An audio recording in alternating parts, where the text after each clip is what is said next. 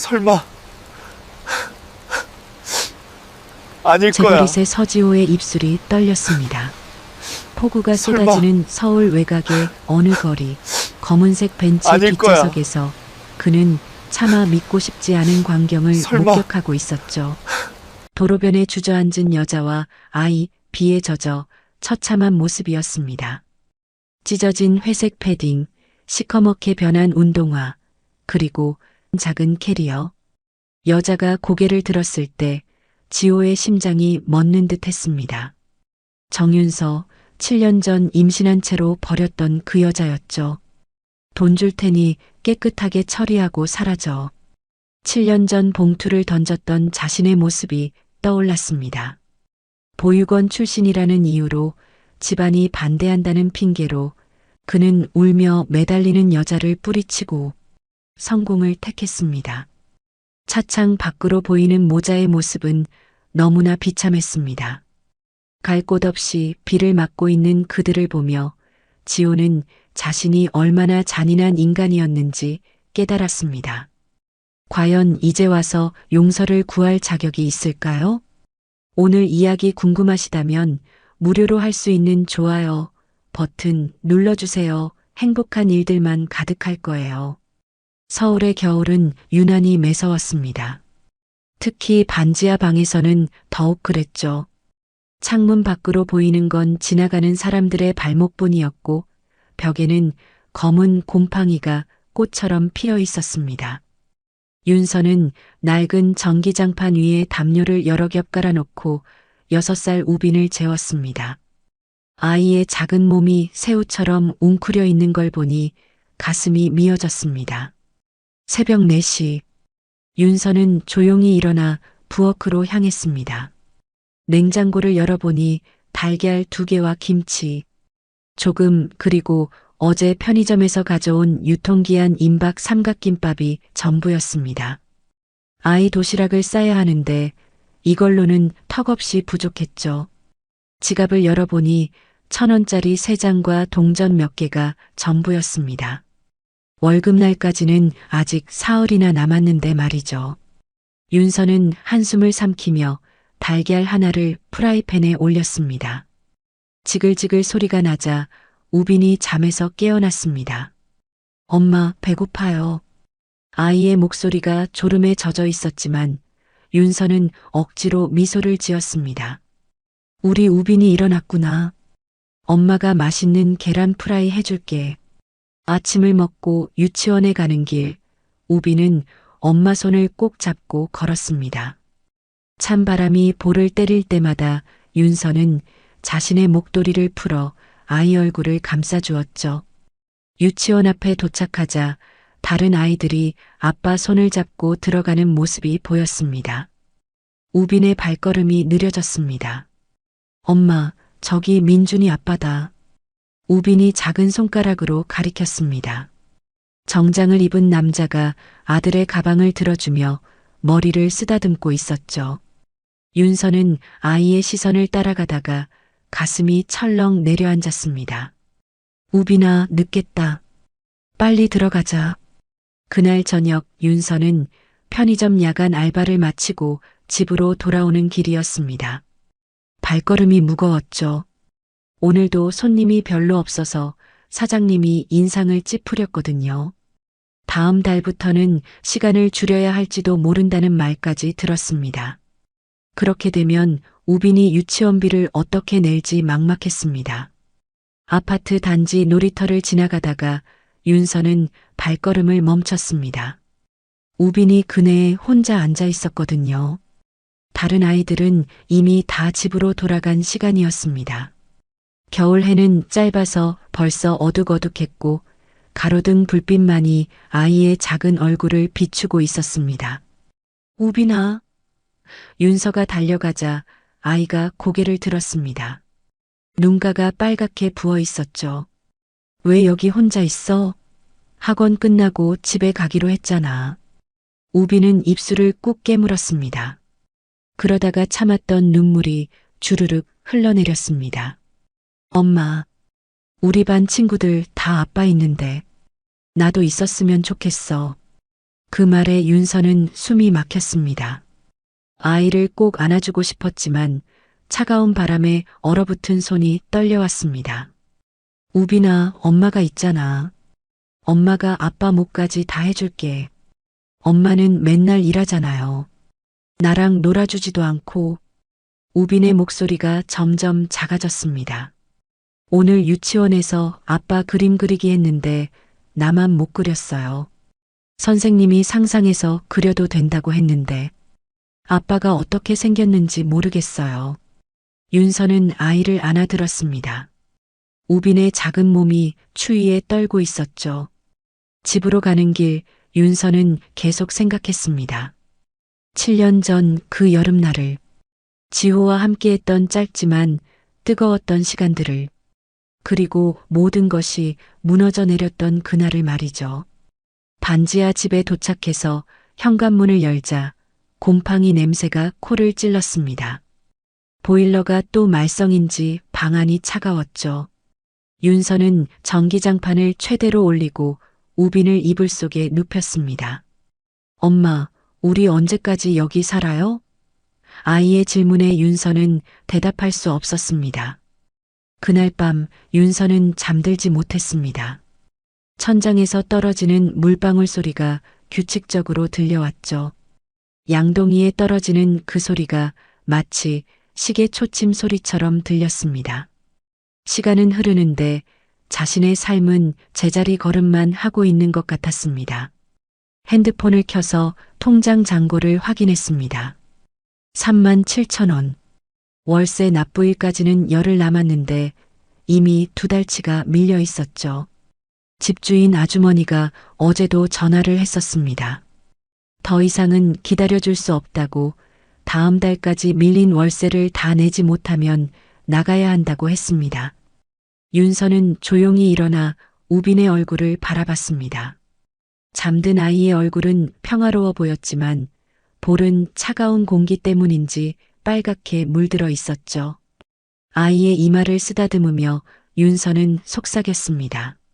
미안해, 우빈아. 엄마가 더 잘해줄게. 조금만 더 기다려줘.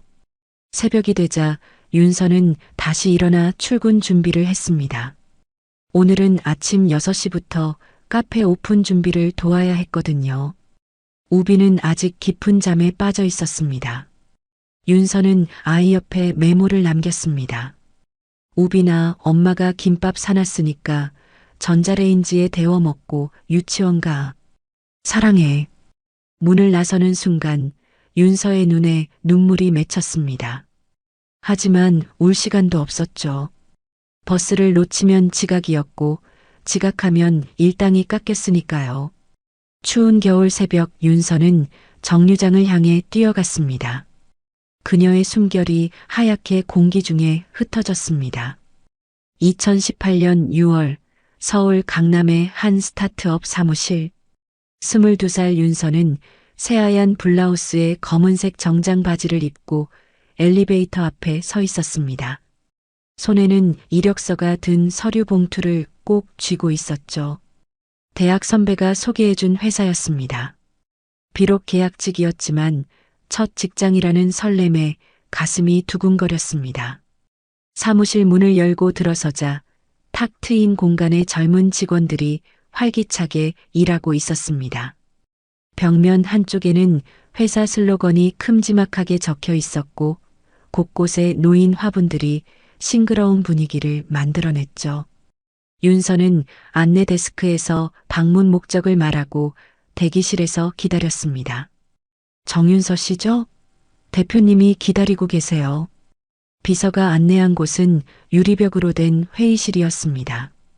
안에는 28살의 젊은 남자가 서류를 검토하고 있었죠. 깔끔하게 빗어넘긴 머리, 소매를 걷어올린 흰 셔츠, 그리고 진지한 표정. 그가 바로 서지호 대표였습니다. 앉으세요. 이력서는 미리 봤습니다. 지호의 목소리는 차분했지만 따뜻함이 묻어났습니다. 경력은 없지만 성적이 우수하네요. 우리 회사는 작지만 성장 가능성이 큽니다. 함께 성장할 수 있는 사람을 찾고 있어요. 면접은 예상보다 편안한 분위기에서 진행됐습니다. 지호는 딱딱한 질문보다는 윤서의 생각과 가치관을 묻는 질문을 많이 했죠. 윤서는 떨리는 마음을 감추고 최대한 솔직하게 대답했습니다. 30분쯤 지났을까요? 지호가 미소를 지으며 말했습니다. 다음 주 월요일부터 출근하시면 됩니다. 첫 출근 날 윤서는 1시간이나 일찍 도착했습니다. 사무실을 둘러보며 자리를 정리하고 다른 직원들이 오기를 기다렸죠. 9시가 되자 하나둘 직원들이 출근했고 지호도 커피를 들고 들어왔습니다. 일찍 왔네요. 열정이 대단한데요? 그의 칭찬에 윤서는 얼굴이 빨개졌습니다. 업무는 생각보다 단순했습니다. 서류 정리, 회의 준비, 전화 응대 같은 일들이었죠. 하지만 윤서는 모든 일에 최선을 다했습니다. 특히 회의 자료를 준비할 때는 밤늦게까지 남아서 완벽하게 만들려고 노력했습니다. 그런 윤서의 모습을 지호는 자주 지켜봤습니다. 3개월쯤 지났을 무렵이었습니다. 큰 프로젝트 마감을 앞두고 모두가 야근을 하던 날이었죠. 밤 10시가 넘어서야 직원들이 하나둘 퇴근했고 사무실에는 윤서와 지호만 남았습니다. 윤서는 엑셀 파일을 정리하다가 실수로 커피를 쏟고 말았습니다. 아, 죄송합니다. 당황한 윤서가 휴지를 찾는 사이 지호가 다가와 손수건을 건넸습니다. 괜찮아요. 늦게까지 고생이 많네요. 지호의 목소리가 평소보다 부드러웠습니다.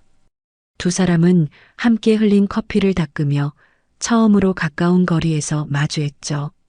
윤서는 지호의 손에 난 작은 상처를 발견했습니다. 손 다치셨네요. 윤서의 말에 지호가 쓴웃음을 지었습니다. 아, 이거요? 어제 요리하다가 칼에 베었어요. 혼자 살다 보니 이런 일이 자주 있죠. 그날 이후 두 사람 사이에는 묘한 긴장감이 흘렀습니다. 회의실에서 우연히 눈이 마주치면 서로 시선을 피했고 엘리베이터에서 단둘이 마주치면 어색한 침묵이 이어졌죠. 하지만 그 어색함 속에는 설렘이 숨어 있었습니다. 어느 금요일 저녁 회식이 있었습니다. 삼겹살집에서 직원들과 함께 웃고 떠들던 중 지호가 윤서 옆자리에 앉았습니다. 오늘 발표 잘했어요. 자료 준비를 정말 꼼꼼하게 했더군요. 지호의 칭찬에 윤서는 수줍게 웃었습니다. 대표님이 도와주셔서 가능했어요. 회식이 끝나고 직원들이 뿔뿔이 흩어진 후 윤서는 버스 정류장에서 기다리고 있었습니다. 그때 검은색 세단이 앞에 멈춰 섰고 창문이 내려가며 지호의 얼굴이 보였습니다. 타요. 집까지 데려다 줄게요. 윤서는 망설였지만 지호의 진심 어린 눈빛에 차에 올랐습니다. 차 안은 조용했습니다. 라디오에서는 잔잔한 음악이 흘러나왔고 창밖으로는 서울의 야경이 스쳐 지나갔죠. 윤서 씨는 왜 우리 회사를 선택했어요? 지호가 신호등에 멈춰서며 물었습니다. 윤서는 잠시 생각하다가 대답했습니다. 작지만 꿈이 있는 회사라고 생각했어요. 그리고 대표님이 진심으로 직원들을 대하는 게 느껴졌거든요. 지호는 놀란 듯 윤서를 바라봤습니다. 그의 눈빛에는 뭔가 복잡한 감정이 담겨 있었죠. 고마워요. 그런 말 들으니 힘이 나네요. 그날 밤 윤서의 집 앞에 도착했을 때 지호가 조심스럽게 말했습니다. 내일 시간 있으면 같이 저녁 먹을래요? 회사 사람들 없이 그냥 우리 둘이서요. 윤서의 심장이 쿵쾅거렸습니다. 이건 분명 개인적인 만남을 제안하는 거였죠. 망설이다가 윤서는 작게 고개를 끄덕였습니다. 네, 좋아요. 지호의 얼굴에 환한 미소가 번졌습니다. 그렇게 두 사람의 비밀스러운 연애가 시작됐습니다. 토요일 오후 윤서는 한강 둔치 잔디밭에 앉아 있었습니다. 지호가 준비한 작은 돗자리 위에는 김밥과 샌드위치, 그리고 따뜻한 차가 담긴 보온병이 놓여 있었죠. 사람들이 지나다니는 길에서 조금 떨어진 곳, 버드나무 그늘 아래였습니다. 윤서는 불안한 듯 주변을 둘러봤습니다. 혹시라도 회사 사람을 만날까봐 걱정이 됐거든요. 긴장하지 마. 여기는 우리 회사 사람들 안 와. 지호가 부드럽게 말하며 김밥 한 조각을 윤서에게 건넸습니다. 그의 손가락이 살짝 떨리는 게 보였죠. 지호도 긴장하고 있다는 걸 윤서는 알 수 있었습니다. 두 사람이 비밀 연애를 시작한 지 2개월째였습니다. 회사에서는 철저히 거리를 두었지만 주말이면 이렇게 몰래 만났죠. 영화관의 맨 뒷자리, 사람이 없는 카페의 구석자리, 그리고 오늘처럼 한강의 외진 곳. 늘 숨어서 만나야 한다는 게 윤서의 마음을 무겁게 했습니다. 미안해. 이렇게밖에 못 만나서. 지호가 윤서의 표정을 읽었는지 조용히 말했습니다. 윤서는 고개를 저었지만 눈가가 붉어지고 있었죠. 괜찮아요. 대표님도 힘드실 텐데. 대표님이라고 부르지 마. 지금은 그냥 지호야. 그가 윤서의 손을 살며시 잡았습니다. 따뜻한 손길에 윤서의 눈물이 주르륵 흘러내렸습니다.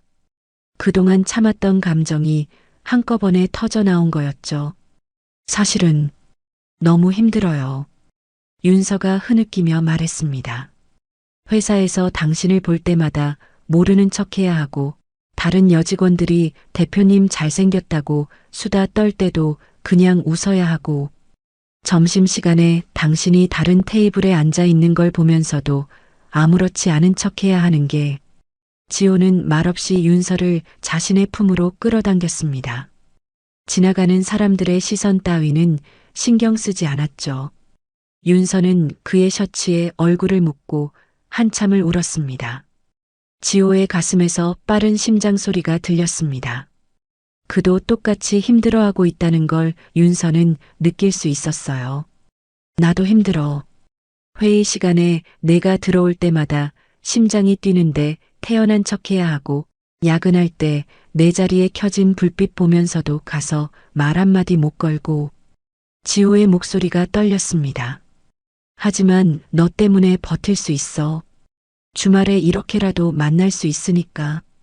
해가 서쪽으로 기울기 시작했습니다. 주황빛 노을이 한강 물결 위에 반짝이고 있었죠. 윤서는 지호의 품에서 빠져나와 그의 얼굴을 올려다봤습니다. 우리 언제까지 이래야 할까요? 지호는 대답 대신 윤서의 머리를 쓰다듬었습니다. 그도 답을 알지 못했으니까요. 회사가 안정되고 직원들이 더 늘어나면 그때는 공개할 수 있을까? 아니면 윤서가 다른 회사로 이직한 후에야 가능할까? 미래는 불투명했습니다. 사람들 눈치 보지 않고 이렇게 너랑 밥 먹고 싶었어. 지호가 김밥을 한 입 베어 물며 씁쓸하게 웃었습니다. 언젠가는 당당하게 손잡고 거리를 걸을 수 있겠지? 식당에서 마주 앉아 밥 먹고 커피숍에서 같이 커피 마시고. 윤서는 그런 지호의 모습이 안쓰러웠습니다. 회사 대표로서 늘 당당하고 자신감 넘치던 그가 지금은 28살의 평범한 청년처럼 보였거든요. 사랑하는 사람과 함께 있고 싶어하는 그저 한 남자일 뿐이었죠. 저도 그래요. 당신이랑 평범하게 데이트하고 싶어요. 윤서가 지호의 손을 꼭 잡으며 말했습니다. 회사 사람들한테 당당하게 우리 사귀는 거 말하고 싶고 페이스북에 우리 사진도 올리고 싶고. 두 사람은 서로를 바라보며 쓸쓸하게 웃었습니다. 원하는 것은 너무나 평범한 일상이었는데 그게 이렇게 어려운 일이 될 줄은 몰랐죠. 하지만 그 순간만큼은 둘만의 시간이었습니다. 한강의 바람이 두 사람의 머리칼을 스치고 지나갔고 멀리서 자전거 타는 사람들의 웃음소리가 들려왔습니다. 윤서야. 지호가 진지한 목소리로 불렀습니다. 나 너한테 할 말이 있어. 윤서가 긴장한 듯 지호를 바라봤습니다.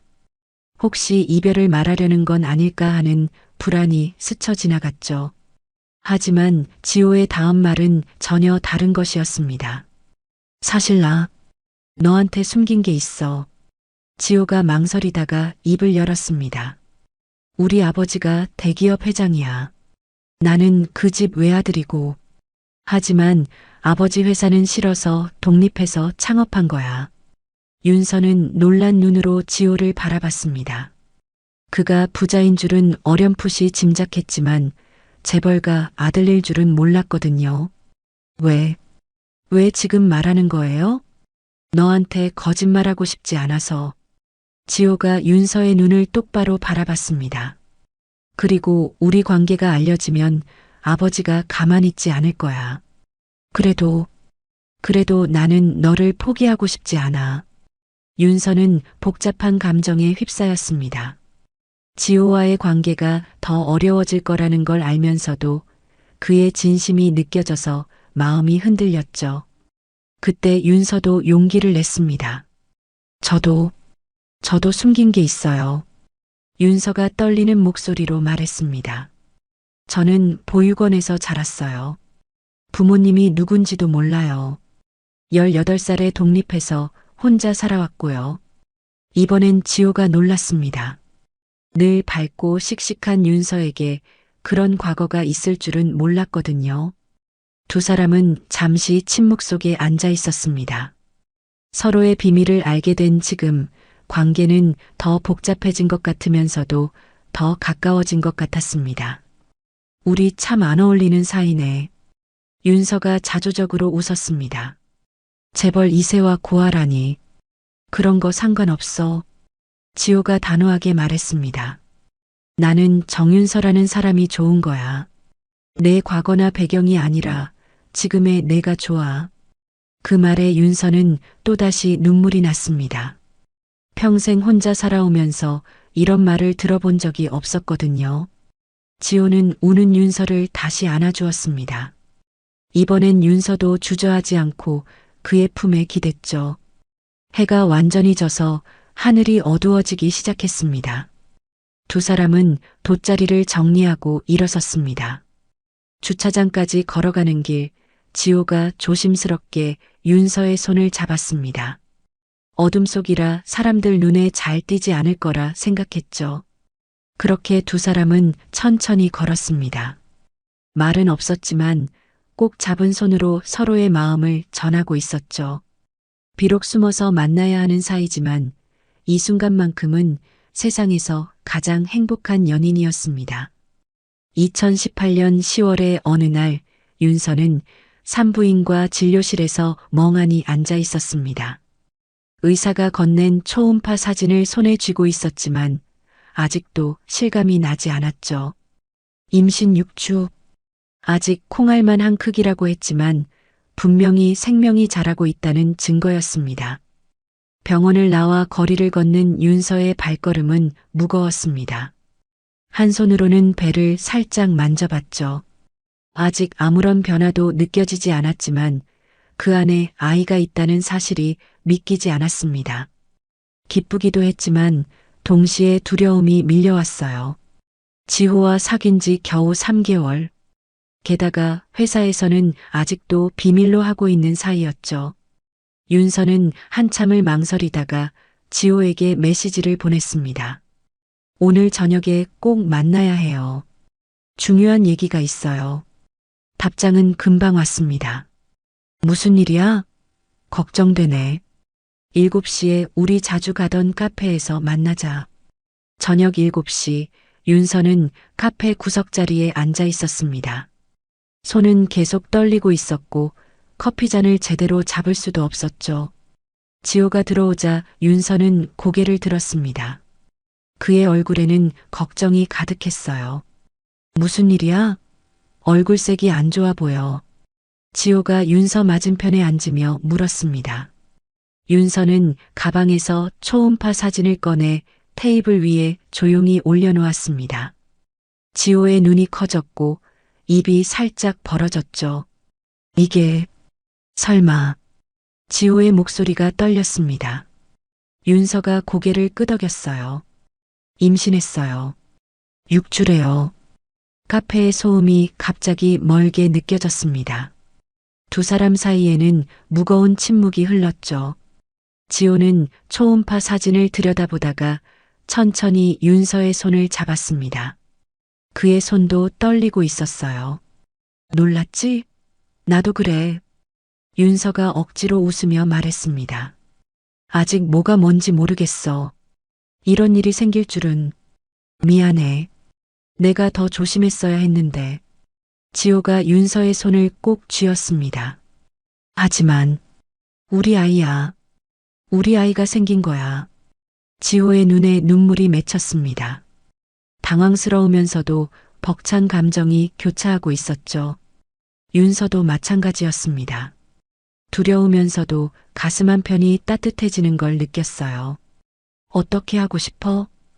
지호가 조심스럽게 물었습니다. 윤서는 한참을 생각하다가 대답했어요. 솔직히 무서워. 준비도 안 됐고 우리 상황도 복잡하고. 하지만 이 아이를 지우고 싶지는 않아. 나도 그래. 지호가 윤서의 배를 바라보며 말했습니다. 우리 같이 생각해보자. 방법이 있을 거야. 내가 다 책임질게. 그 순간 윤서의 핸드폰이 울렸습니다. 회사 번호였죠.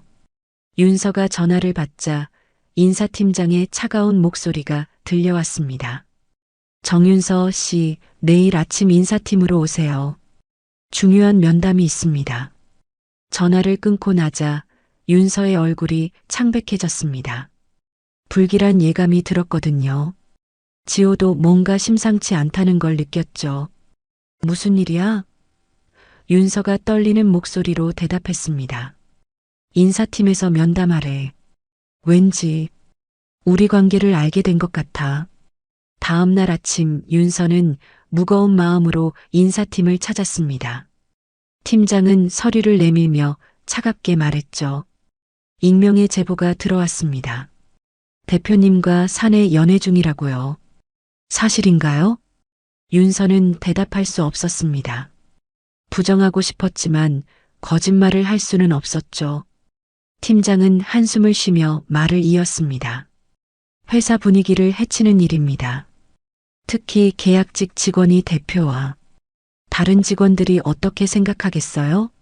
자진 퇴사를 권합니다. 윤서는 눈물을 참으며 인사팀을 나왔습니다. 복도에서 마주친 동료들의 시선이 따가웠죠. 수군거리는 소리가 들렸습니다. 역시 그랬구나. 어쩐지 대표님이 특별 대우하더라. 계약직 주제에 높은 데를 노렸네. 윤서는 자리로 돌아와 짐을 정리하기 시작했습니다. 그때 지호가 달려왔어요. 윤서야, 들었어. 미안해. 내가 해결할게. 하지만 윤서는 고개를 저었습니다. 아니야. 내가 나가는 게 맞아. 이렇게 된 이상 더 있을 수 없어. 그날 저녁 지호의 오피스텔에서 두 사람은 마주 앉아 있었습니다. 지호는 계속 미안하다고 했고 윤서는 괜찮다고 했지만 눈물이 멈추지 않았죠. 그때 초인종이 울렸습니다. 문을 열자 검은 정장을 입은 남자 두 명이 서 있었어요. 서 대표님, 회장님께서 부르십니다. 그들은 서창수 회장이 보낸 사람들이었습니다. 지호의 얼굴이 굳어졌죠. 아버지가 알게 된 것이었습니다. 1시간 후 지호는 아버지의 저택 서재에 서 있었습니다. 서 회장은 차가운 눈빛으로 아들을 바라봤죠. 보육원 출신 계약직 여자라고? 정신이 있는 거냐? 아버지, 저는 그 사람을 사랑합니다. 지호가 떨리는 목소리로 말했습니다. 서 회장은 책상을 내리쳤어요. 사랑? 내가 사랑을 아냐? 그 여자는 내 돈과 지위를 노린 거야. 아닙니다. 윤서는 그런 사람이 아니에요. 지호가 반박했지만 서 회장은 듣지 않았습니다. 당장 그 여자와 헤어져. 안 그러면 내 회사 투자금 전부 회수하겠다. 그럼 내 회사는 끝이야. 지호는 주먹을 꽉 쥐었습니다. 회사에는 직원 20명이 있었고 그들 모두 가족이 있었죠. 자신의 선택이 그들의 생계까지 위협할 수 있다는 생각에 가슴이 무너졌습니다. 집으로 돌아온 지호는 윤서 앞에서 한참을 말을 못했습니다. 윤서는 이미 눈치를 챘죠. 아버님이 반대하시는구나. 알았어. 우리 여기까지 하자. 윤서야. 지호가 윤서를 붙잡으려 했지만 윤서는 뒤로 물러섰습니다. 나도 생각해봤어.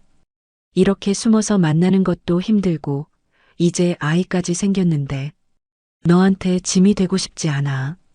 짐이 아니야. 우리 아이잖아.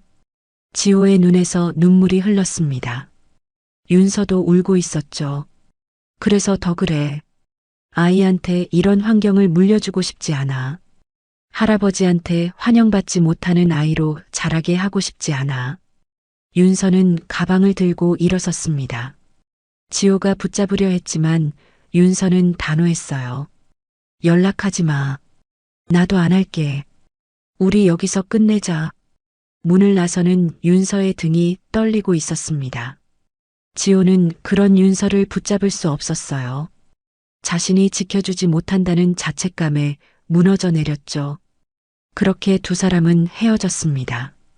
뱃속에 작은 생명을 남긴 채로 윤서가 지호의 오피스텔을 나선 지 일주일이 지났습니다. 번호를 바꾸고 원룸에서 고시원으로 옮겼죠. 좁은 방 안에서 윤서는 무릎을 끌어안고 앉아 있었습니다.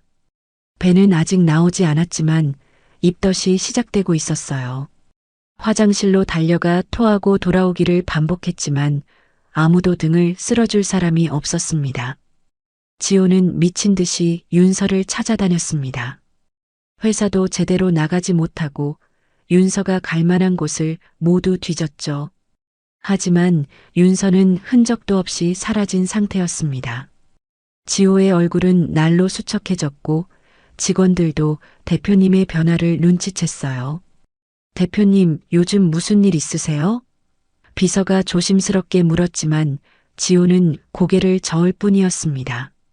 그는 윤서가 마지막으로 앉았던 자리를 멍하니 바라보곤 했죠. 책상 서랍에는 윤서가 두고 간 볼펜이 그대로 있었습니다. 한편 윤서는 새로운 일자리를 구해야 했습니다. 임신 사실을 숨기고 편의점 야간 알바를 시작했죠. 하지만 입덧이 심해지면서 일하기가 점점 힘들어졌습니다.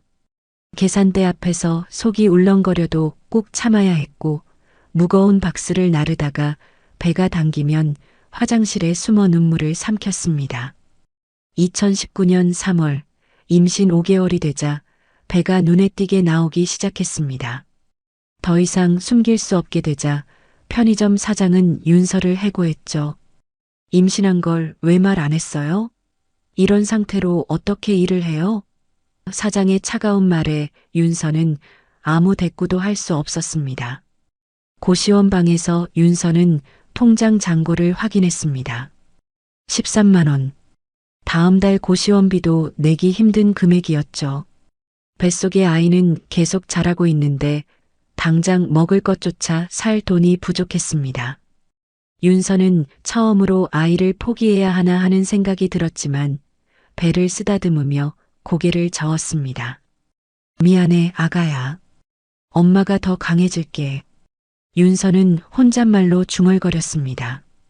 그때 뱃속에서 작은 움직임이 느껴졌어요. 태동이었습니다. 처음 느껴보는 생명의 움직임에 윤서는 놀라면서도 벅찬 감정에 휩싸였죠. 윤서는 다시 일자리를 찾아 나섰습니다. 식당 설거지, 청소 아르바이트, 전단지 돌리기까지.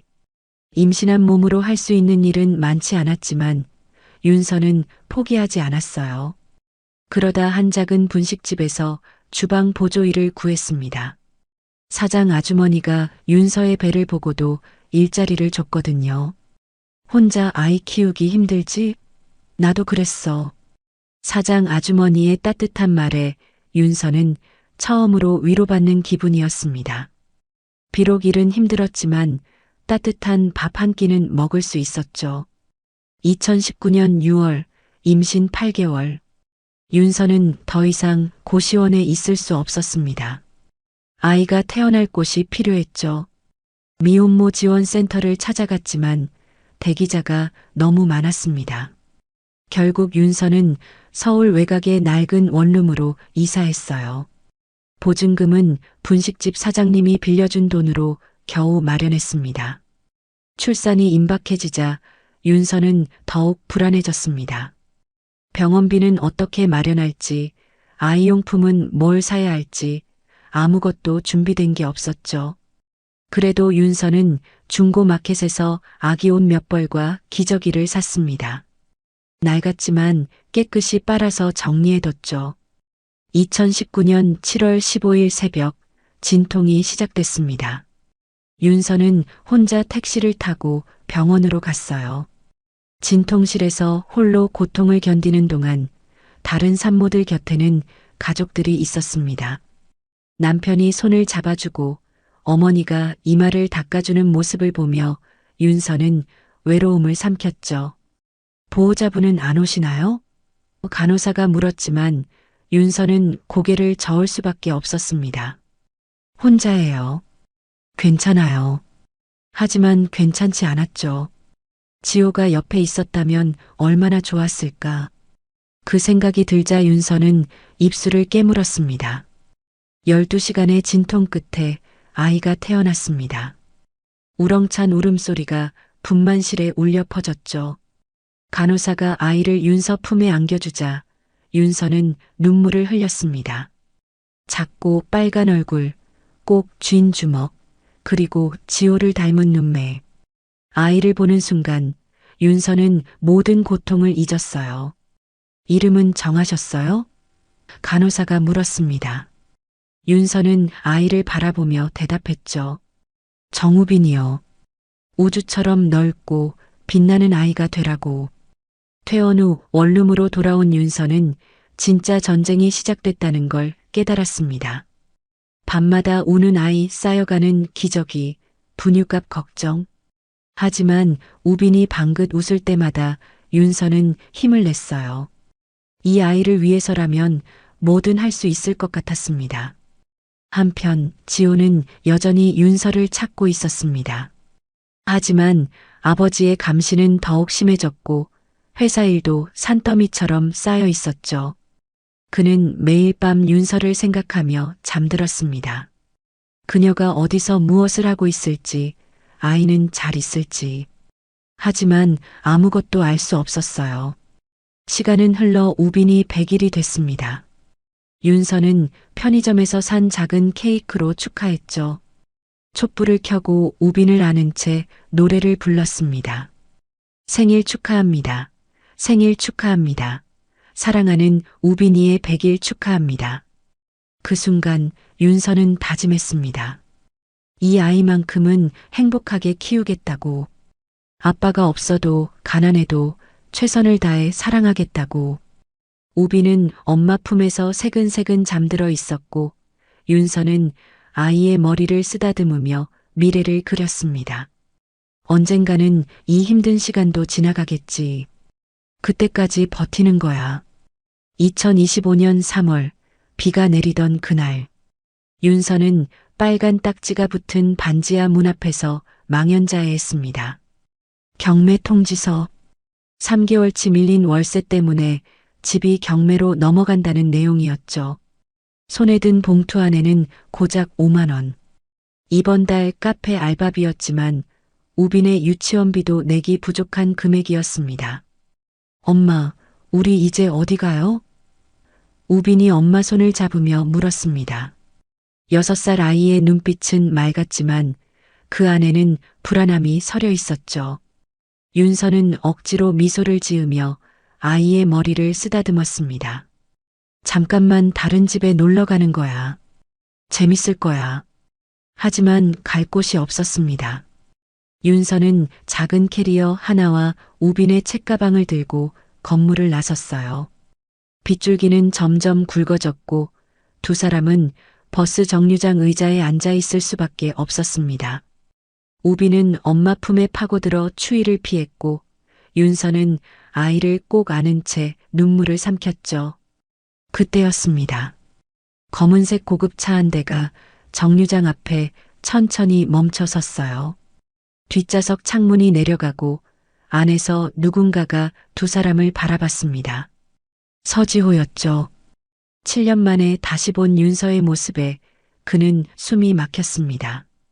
흠뻑 젖은 머리, 수척한 얼굴, 그리고 품에 안긴 아이. 지호는 한참을 망설이다가 창문을 올렸습니다. 설마, 아니겠지. 그는 혼잣말로 중얼거리며 운전기사에게 출발하라고 지시했어요. 하지만 백미러에 비친 두 모자의 모습이 계속 눈에 밟혔습니다. 특히 아이의 옆모습이 묘하게 자신을 닮은 것 같았죠. 회사로 돌아온 지호는 일에 집중할 수 없었습니다. 회의 중에도 계속 그 아이의 얼굴이 떠올랐고 서류를 검토하다가도 멍하니 창밖을 바라봤죠. 결국 그는 비서를 불렀습니다. 김 비서, 부탁이 있는데 누군가를 찾아줬으면 해. 사흘 후 김 비서가 보고서를 들고 왔습니다. 대표님이 찾으시던 분 정윤서 씨 맞습니다. 현재 미혼모 임시 보호시설에 머물고 있고 아이는 6살 남자아이입니다. 이름은 정우빈이고요. 정우빈. 그 이름을 듣는 순간 지호의 가슴이 쿵 내려앉았습니다. 정씨 성을 쓴다는 건 아버지가 없다는 뜻이었고 나이를 계산해 보니 헤어진 직후 태어난 아이였죠. 지호는 떨리는 손으로 보고서를 내려놓았습니다. 자신의 아이의 가능성이 너무나 높았어요. 그 시설이 어디죠? 지호가 물었고 김 비서는 주소를 알려줬습니다. 서울 외곽의 작은 건물이었죠. 지호는 며칠을 고민했습니다. 그냥 모른 척하고 지나갈까? 하지만 아이의 얼굴이 자꾸만 떠올랐어요.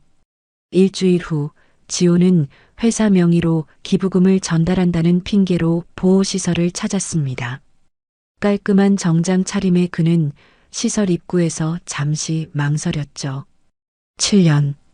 그 긴 시간 동안 윤서가 혼자 아이를 키웠다는 생각에 죄책감이 밀려왔습니다. 시설 안으로 들어서자 공동 거실이 보였습니다.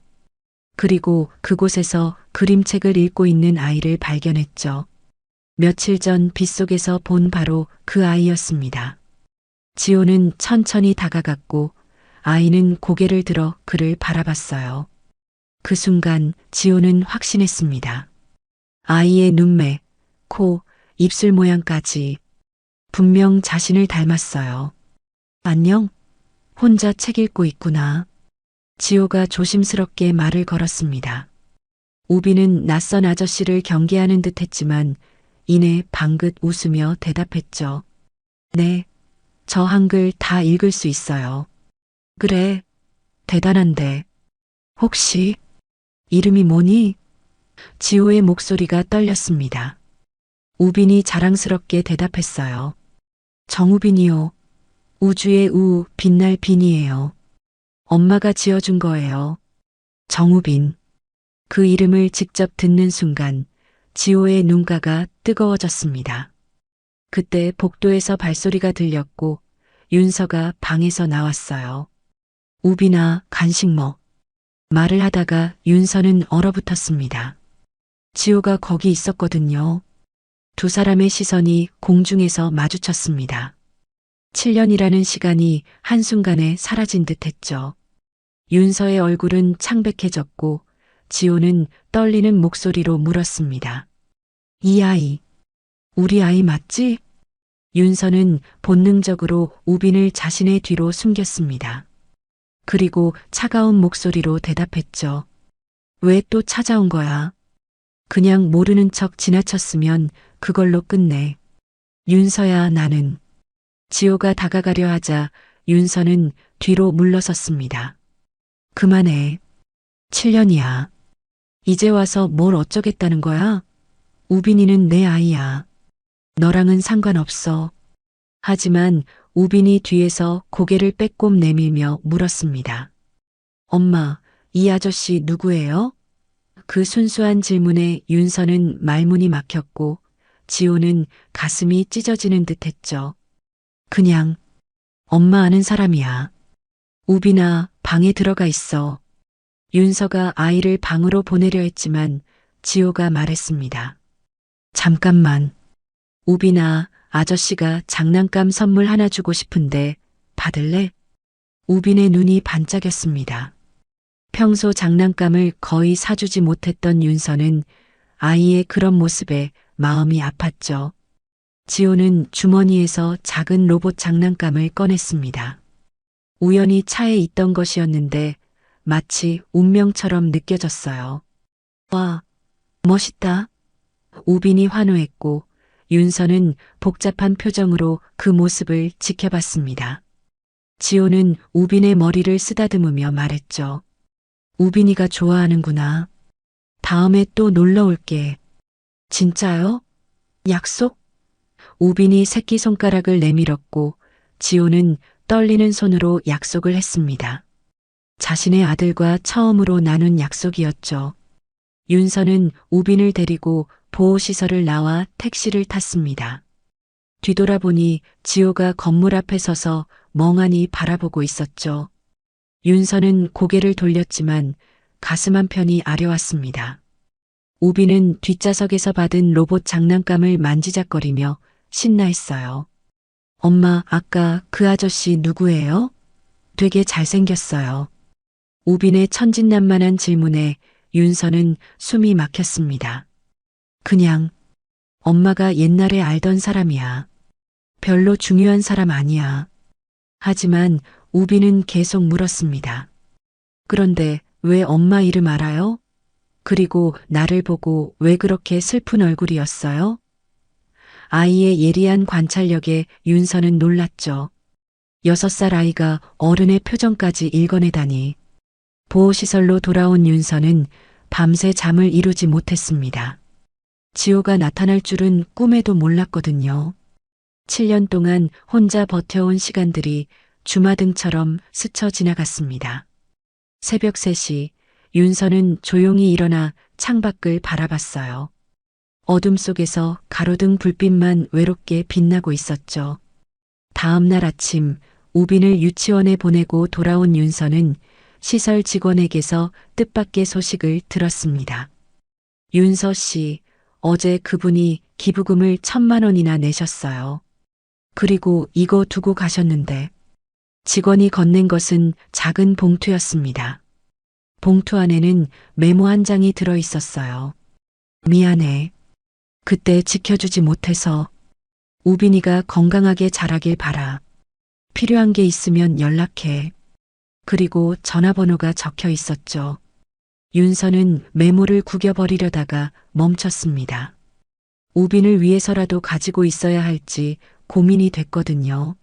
한편 지호는 회사로 돌아와서도 일에 집중할 수 없었습니다. 우빈의 얼굴이 계속 떠올랐어요. 분명 자신을 닮은 눈매, 코, 그리고 웃는 모습까지. 의심의 여지가 없었죠. 그는 변호사를 불렀습니다. 박 변호사님, 친자 확인 소송을 하려면 어떻게 해야 하죠? 지호의 질문에 변호사는 신중하게 대답했습니다. 상대방의 동의가 없으면 강제로 할 수는 없습니다. 특히 미혼모의 경우는 더욱 신중해야 하고요. 지호는 한숨을 쉬었습니다. 법적으로 강제할 수는 없지만 우빈이 자신의 아이라는 확신은 더욱 강해졌죠. 그는 다른 방법을 생각해야 했습니다. 윤서의 마음을 열 수 있는 방법을 말이죠. 며칠 후 지호는 윤서의 근황을 더 자세히 조사했습니다.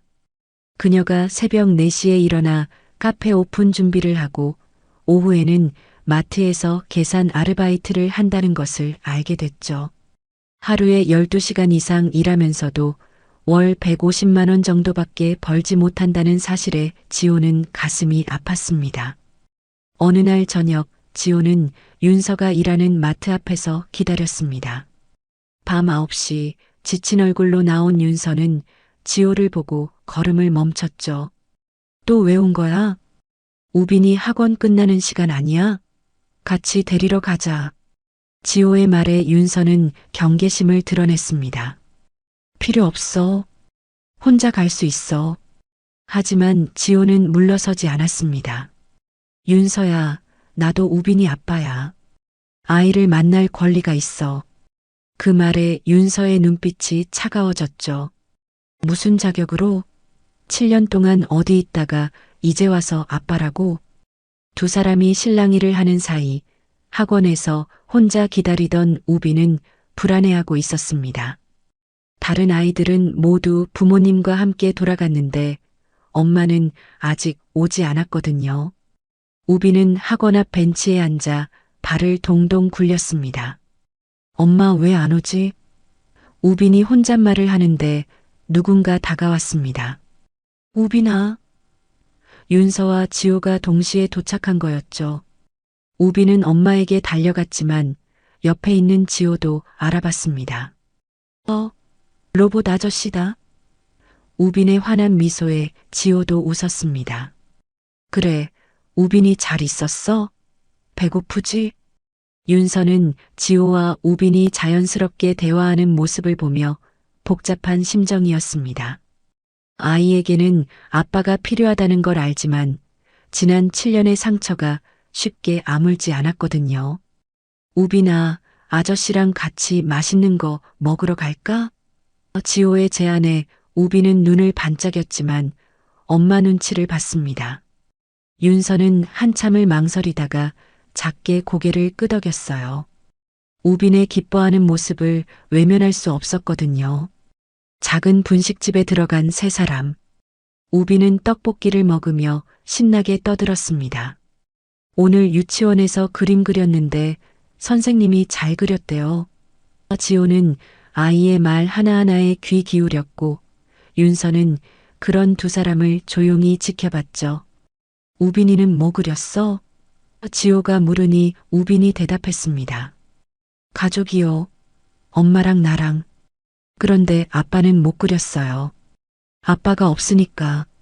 순간 식탁에 무거운 침묵이 흘렀습니다. 우빈은 자신이 무슨 말을 했는지도 모른 채 계속 떡볶이를 먹었고 지호는 가슴이 찢어지는 듯 했죠.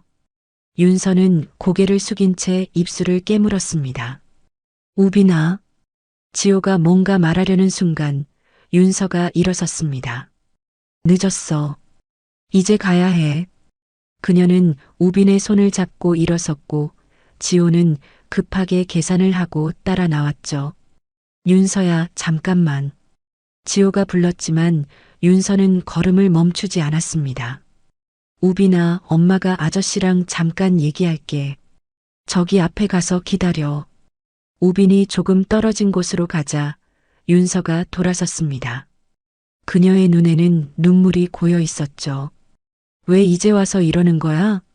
우빈이한테 헛된 기대 갖게 하지 마. 헛된 기대가 아니야. 나는 진심이야. 지호의 목소리가 떨렸습니다. 우빈이는 내 아들이잖아.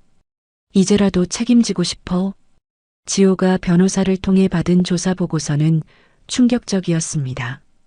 윤서는 새벽 4시에 일어나 카페에서 일하고 오후에는 마트 계산대에 서고 저녁에는 식당에서 설거지를 했습니다. 하루 14시간을 일해도 월 150만 원.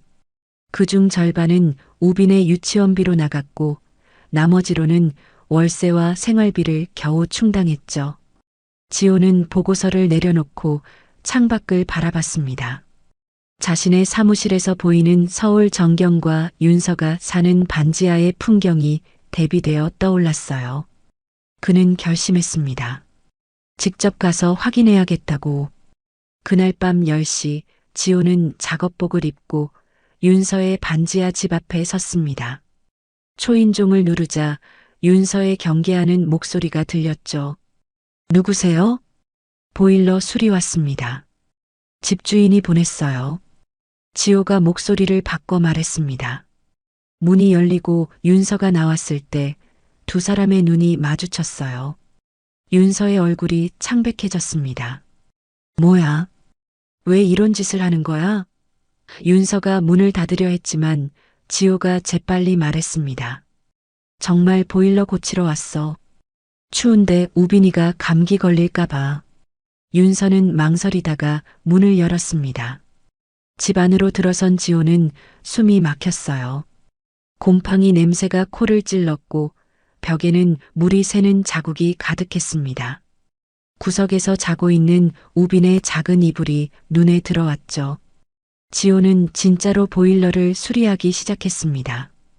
그가 준비해온 부품으로 고장난 부분을 교체하자 따뜻한 바람이 나오기 시작했어요. 윤서는 복잡한 표정으로 그를 지켜봤습니다. 언제부터 보일러 수리도 할 줄 알았어? 윤서의 목소리에는 비꼼이 섞여 있었지만 동시에 고마움도 묻어났죠. 지호가 대답했습니다. 유튜브 보고 배웠어. 우빈이가 추울까봐. 그때 우빈이 잠에서 깼습니다. 엄마, 누구예요? 아이가 졸린 눈을 비비며 나왔고 지호를 보자 눈이 반짝였어요. 아, 로봇 아저씨. 지호는 우빈에게 다가가 무릎을 꿇었습니다. 우빈아, 이제 따뜻해졌지? 감기 걸리면 안 되니까 아저씨가 고쳐놨어.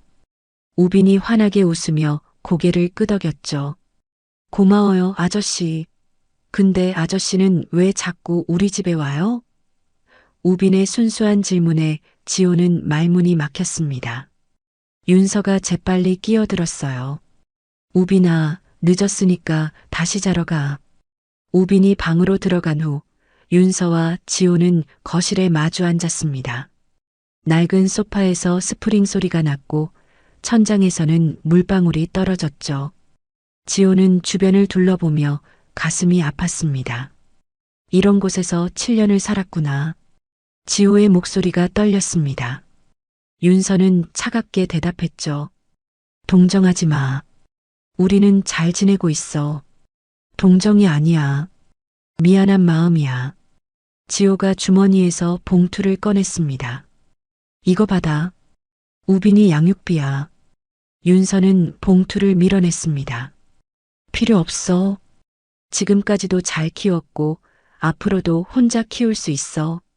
윤서야, 제발. 우빈이를 위해서라도. 지호가 간절히 말했지만 윤서는 고개를 저었어요. 우빈이를 위해서라면 그냥 사라져줘. 아이한테 헛된 기대 갖게 하지 말고. 두 사람 사이에 무거운 침묵이 흘렀습니다. 그때 우빈의 방에서 기침 소리가 들렸어요. 윤서가 급히 일어나 방으로 들어갔고 지호도 따라갔습니다. 우빈은 이불을 덮고 누워 있었지만 얼굴이 빨갛게 달아올라 있었어요. 윤서가 아이의 이마를 짚어보니 열이 있었습니다. 우빈아, 어디 아파? 머리 아파요. 우빈이 힘없이 대답했습니다. 윤서는 당황했어요. 해열제도 떨어졌고 병원에 갈 택시비도 없었거든요. 내 차로 병원 가자. 지호가 우빈을 안아들었습니다. 윤서는 망설였지만 아이를 위해 따라 나섰죠. 차 안에서 우빈은 지호의 품에 기대어 있었고 윤서는 뒷좌석에서 아이의 손을 꼭 잡고 있었습니다. 응급실에 도착해서 진료를 받는 동안 지호는 모든 비용을 지불했습니다. 의사는 단순 감기라며 약을 처방했고 우빈은 링거를 맞으며 잠들었어요. 윤서와 지호는 아이 옆에 나란히 앉아 있었습니다. 고마워. 윤서가 작게 말했습니다. 오늘은 정말 도움이 됐어. 지호는 잠든 우빈의 얼굴을 바라보며 말했어요. 이 아이는 내 아들이야. 확신해. 그리고 설령 아니더라도 너희를 돕고 싶어. 윤서의 눈에 눈물이 고였습니다. 왜 이제 와서? 왜 7년 전엔 날 지켜주지 못했어? 그때 난 겁쟁이였어. 아버지가 무서웠고 회사가 무너질까봐 두려웠어. 지호의 목소리에 후회가 묻어났습니다. 하지만 이제는 달라. 너와 우빈이가 더 중요해. 새벽 2시 우빈의 열이 내렸습니다. 아이는 새근새근 잠들어 있었고 윤서와 지호는 지친 얼굴로 서로를 바라봤죠. 병원의 하얀 불빛 아래서 두 사람은 7년의 시간을 건너 다시 마주하고 있었습니다. 우빈이가 깨기 전에 가줘. 윤서가 말했습니다. 아이가 혼란스러워할 거야. 지호는 아쉬운 표정으로 일어났습니다. 하지만 가기 전에 우빈의 이마에 살짝 입을 맞췄어요. 그리고 윤서에게 말했습니다. 내가 포기 안 할 거야. 우빈이는 내 아들이고 너는 여전히 내가 사랑하는 사람이야. 병원에서 돌아온 다음 날 윤서는 우빈을 유치원에 보내고 보호시설로 돌아왔습니다. 현관에 들어서자 시설장이 기다리고 있었어요. 윤서 씨, 잠깐 상담실로 오세요. 상담실에 들어가니 탁자 위에 두꺼운 봉투가 놓여 있었습니다. 시설장이 조심스럽게 말했죠. 어제 그분이 또 오셨어요. 이걸 꼭 전달해달라고 하시더군요.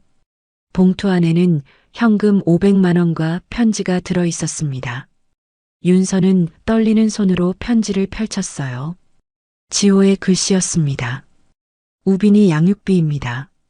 거부하지 말아주세요. 아이에게는 아빠의 도움을 받을 권리가 있으니까요. 윤서는 봉투를 들고 한참을 망설였습니다. 자존심과 현실 사이에서 갈등했죠. 우빈의 유치원비, 병원비, 그리고 새로 구해야 할 집 보증금. 모든 게 절실했지만 지호의 돈을 받는다는 건 그를 인정하는 것 같았어요. 그날 오후 윤서는 카페 알바를 마치고 마트로 향했습니다. 계산대 앞에 서서 일하는 동안 머릿속은 복잡했죠. 그때 누군가 계산대 앞에 섰습니다. 지호였어요. 우유 하나 주세요.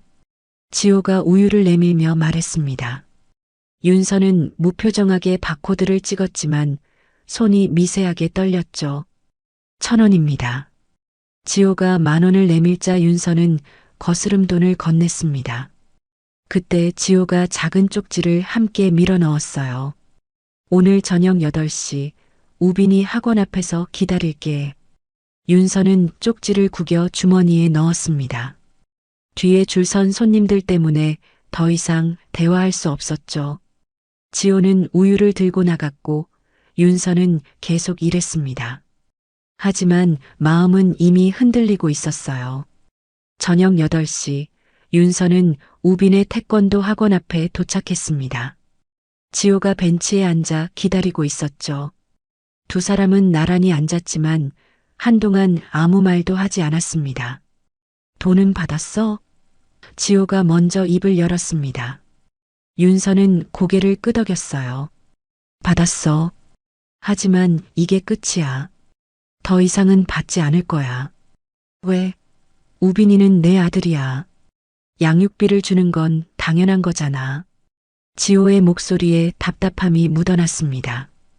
윤서가 차갑게 대답했죠. 증명할 수 있어? 법적으로 너는 아무것도 아니야. 그 말에 지호의 얼굴이 굳어졌습니다. 그럼 친자 확인을 하자. 법적으로 증명하면 되잖아. 윤서는 놀란 눈으로 지호를 바라봤습니다. 미쳤어? 그럼 우빈이가 다 알게 되잖아. 아이한테 상처 주고 싶어? 두 사람이 언성을 높이는 사이 학원 문이 열렸습니다. 우빈이 도복을 입고 나왔죠. 엄마, 그리고 로봇 아저씨. 우빈이 지호를 보고 환하게 웃으며 달려왔습니다. 지호는 아이를 안아들었고 우빈은 신나서 떠들었어요. 아저씨, 오늘 나 노란 띠 땄어요. 보세요. 지호가 우빈의 허리에 묶인 노란 띠를 보며 감탄했습니다. 와, 우빈이 대단한데? 열심히 했구나. 그 모습을 보는 윤서의 마음은 복잡했어요. 아이가 아빠를 그리워하는 걸 알면서도 지호를 받아들일 수 없었거든요. 우빈아, 배고프지? 아저씨랑 맛있는 거 먹으러 갈까? 지호의 제안에 우빈은 신이 났지만 엄마 눈치를 봤습니다. 윤서는 한숨을 쉬며 고개를 끄덕였어요. 중국집에 들어간 세 사람. 우빈은 짜장면을 먹으며 행복해했습니다. 지호는 아이의 입가에 묻은 짜장을 닦아주고 윤서는 그런 두 사람을 조용히 지켜봤죠. 아저씨는 왜 맨날 우리한테 와요? 우빈이 순진하게 물었습니다. 지호가 잠시 망설이다가 대답했어요. 우빈이가 좋아서, 우빈이랑 친구하고 싶어서. 진짜요? 그럼 아저씨는 우리 아빠 친구예요? 우빈의 질문에 윤서가 숨을 멈췄습니다. 지호도 말문이 막혔죠. 우빈아, 아빠는. 윤서가 뭔가 말하려는 순간 우빈이 말했습니다. 나는 아빠 없어도 괜찮아요. 엄마가 있으니까. 근데 가끔은 아빠도 있었으면 좋겠어요. 그 말에 지호의 눈가가 붉어졌습니다. 윤서도 고개를 숙였죠. 우빈은 아무것도 모른 채 계속 짜장면을 먹었습니다. 식사를 마치고 나온 세 사람. 지호가 우빈을 안고 걸었고 윤서는 옆에서 따라 걸었습니다. 마치 평범한 가족처럼 보였지만 그들 사이에는 넘을 수 없는 벽이 있었죠. 보호시설 앞에 도착하자 우빈이 졸린 눈을 비볐습니다. 아저씨, 또 올 거예요? 응, 또 올게. 지호가 우빈의 머리를 쓰다듬으며 약속했습니다. 우빈이 먼저 들어간 후 윤서와 지호는 마주 섰어요. 이러지 마. 윤서가 지친 목소리로 말했습니다. 우빈이한테 헛된 기대 갖게 하지 마. 언젠가는 떠날 거면서. 안 떠나. 이번엔 절대 안 떠나. 지호의 목소리가 단호했습니다. 너희가 내 가족이야. 늦었지만 이제라도 지키고 싶어. 윤서는 아무 말 없이 돌아섰습니다. 하지만 문을 닫기 전 뒤돌아보며 말했어요. 우빈이가 다치면 그땐 정말 용서 안 할 거야. 그것은 작은 틈이었습니다. 완전한 거부는 아니었죠. 지호는 희망을 품고 돌아섰고 윤서는 복잡한 마음으로 방으로 들어갔습니다. 창밖으로 멀어지는 지호의 뒷모습을 보며 윤서는 자신도 모르게 눈물을 흘렸어요. 윤서는 보호시설을 나와 새 아파트를 보러 갔습니다. 작은 투룸이었지만 반지하와는 비교할 수 없을 정도로 깨끗했죠. 창문으로는 햇빛이 들어왔고 벽에는 곰팡이 하나 없었습니다. 부동산 직원이 계약서를 내밀었어요. 계약금은 500만 원, 월세는 60만 원입니다. 오늘 계약하시면 다음 주에 입주 가능해요. 직원의 말에 윤서는 망설였습니다. 지호가 준 돈이 있었지만 그걸 쓴다는 건 그를 인정하는 것 같았거든요. 그때 우빈이 방을 뛰어다니며 소리쳤습니다. 엄마, 여기 내 방이야? 창문도 있고 따뜻해요. 아이의 환한 표정을 보니 윤서는 결심이 섰어요. 자존심보다 우빈이 더 중요했으니까요. 계약할게요. 윤서가 펜을 들었습니다. 하지만 계약 금란에 서명하려는 순간 부동산 직원이 말했죠. 아, 계약금은 이미 입금되었네요. 서지호님 명의로요. 윤서의 손이 멈췄습니다. 지호가 미리 와서 돈을 낸 거였어요. 분노와 고마움이 동시에 밀려왔지만 우빈이 행복해하는 모습을 보니 화를 낼 수도 없었습니다.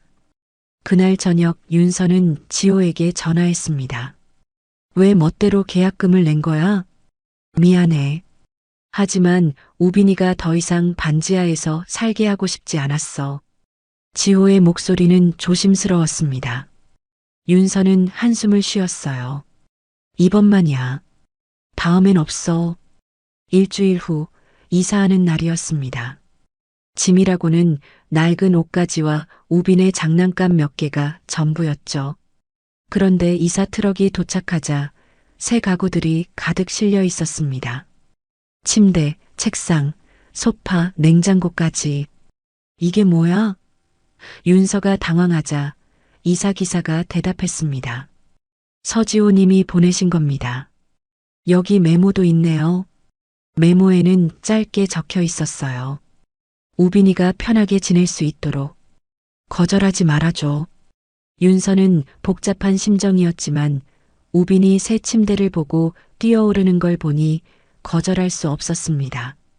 새 집에서의 첫날 밤 우빈은 자기 방에서 잠들었습니다. 윤서는 거실 창가에 앉아 밖을 바라봤어요. 반지하에서는 볼 수 없었던 별들이 보였죠. 그때 초인종이 울렸습니다. 문을 열자 지호가 서 있었습니다. 손에는 피자 박스를 들고 있었죠. 축하한다고 피자 사왔어. 우빈이 좋아하잖아. 들어와. 윤서가 마지못해 문을 열었습니다. 지호는 조심스럽게 집 안으로 들어왔어요. 깨끗한 거실과 우빈의 방을 둘러보며 안도의 한숨을 쉬었죠. 두 사람은 거실에 앉아 피자를 먹었습니다. 어색한 침묵이 흘렀지만 불편하지는 않았어요. 지호가 먼저 입을 열었습니다. 여기 좋네. 우빈이가 뛰어놀기도 좋고. 고마워. 모든 게 다. 윤서가 작게 말했습니다. 지호는 놀란 듯 윤서를 바라봤죠. 윤서가 고맙다고 말한 건 처음이었거든요. 윤서야, 우리 다시 시작할 수 없을까? 지호의 목소리가 떨렸습니다. 윤서는 고개를 저었어요. 너무 늦었어. 7년이야. 그 시간 동안 나는 혼자였어. 알아. 내가 비겁했어. 하지만 이제는 달라졌어. 지호가 윤서의 손을 잡으려 했지만 윤서는 손을 뺐습니다. 시간이 필요해. 우빈이를 위해서 너를 받아들이는 거야. 우리를 위해서가 아니라. 그때 우빈이 방에서 나왔습니다. 아저씨, 언제 왔어요? 아이가 지호에게 달려가 안겼어요. 지호는 우빈을 들어 올렸고 아이는 까르르 웃었습니다. 우빈아, 아저씨가 자주 놀러 와도 될까? 지호가 물었고 우빈은 고개를 끄덕였습니다. 네, 아저씨랑 놀고 싶어요. 그런데 아저씨, 우리 아빠 친구 맞아요? 지호와 윤서가 시선을 교환했습니다. 지호가 조심스럽게 대답했어요. 응, 아빠 친구야. 아주 가까운 친구. 우빈이 밝게 웃으며 말했습니다. 그럼 아빠도 아저씨처럼 좋은 사람이었겠네요. 그 순수한 말에 지호의 눈가가 붉어졌고 윤서는 고개를 돌렸습니다. 밤이 깊어지자 지호가 일어났습니다. 늦었네. 이제 가볼게. 우빈이 아쉬워하며 말했어요. 또 올 거죠? 그럼 자주 올게. 지호가 우빈의 머리를 쓰다듬었습니다. 현관까지 배웅 나온 윤서에게 지호가 말했어요. 천천히 갈게. 너희가 준비될 때까지 기다릴게. 문이 닫히고 지호가 떠났습니다. 윤서는 문에 기대어 서서 한참을 생각했어요. 마음 한구석에서는 지호를 용서하고 싶었지만 7년의 상처가 쉽게 아물지 않았습니다. 다음 날 아침 윤서는 우빈을 학교에 보내고 집으로 돌아왔습니다. 테이블 위에는 노트북이 놓여 있었어요. 지호가 두고 간 것이었죠. 메모가 붙어 있었습니다. 사회복지사 공부하는데 필요할 거야. 포기하지 마. 윤서는 노트북을 켰습니다. 바탕화면에는 우빈의 사진이 있었어요. 보호시설에서 지호가 찍은 사진이었죠. 우빈이 책을 읽으며 웃고 있는 모습이었습니다. 윤서는 그 사진을 보며 미소를 지었어요. 온라인 강의 사이트에 접속한 윤서는 사회복지사 과정을 신청했습니다. 새로운 시작이었죠. 비록 지호와의 관계는 아직 불확실했지만 자신의 미래는 스스로 만들어가고 싶었습니다. 그렇게 윤서의 새로운 삶이 시작됐습니다. 깨끗한 집, 공부할 수 있는 환경, 그리고 행복한 우빈. 완벽하지는 않았지만 반지하에서의 삶보다는 훨씬 나았죠. 창밖으로 보이는 하늘을 바라보며 윤서는 처음으로 희망을 품었습니다. 지호의 회사 사무실에 검은 정장을 입은 남자 2명이 들어왔습니다. 서창수 회장이 보낸 비서들이었죠. 대표님, 회장님께서 부르십니다.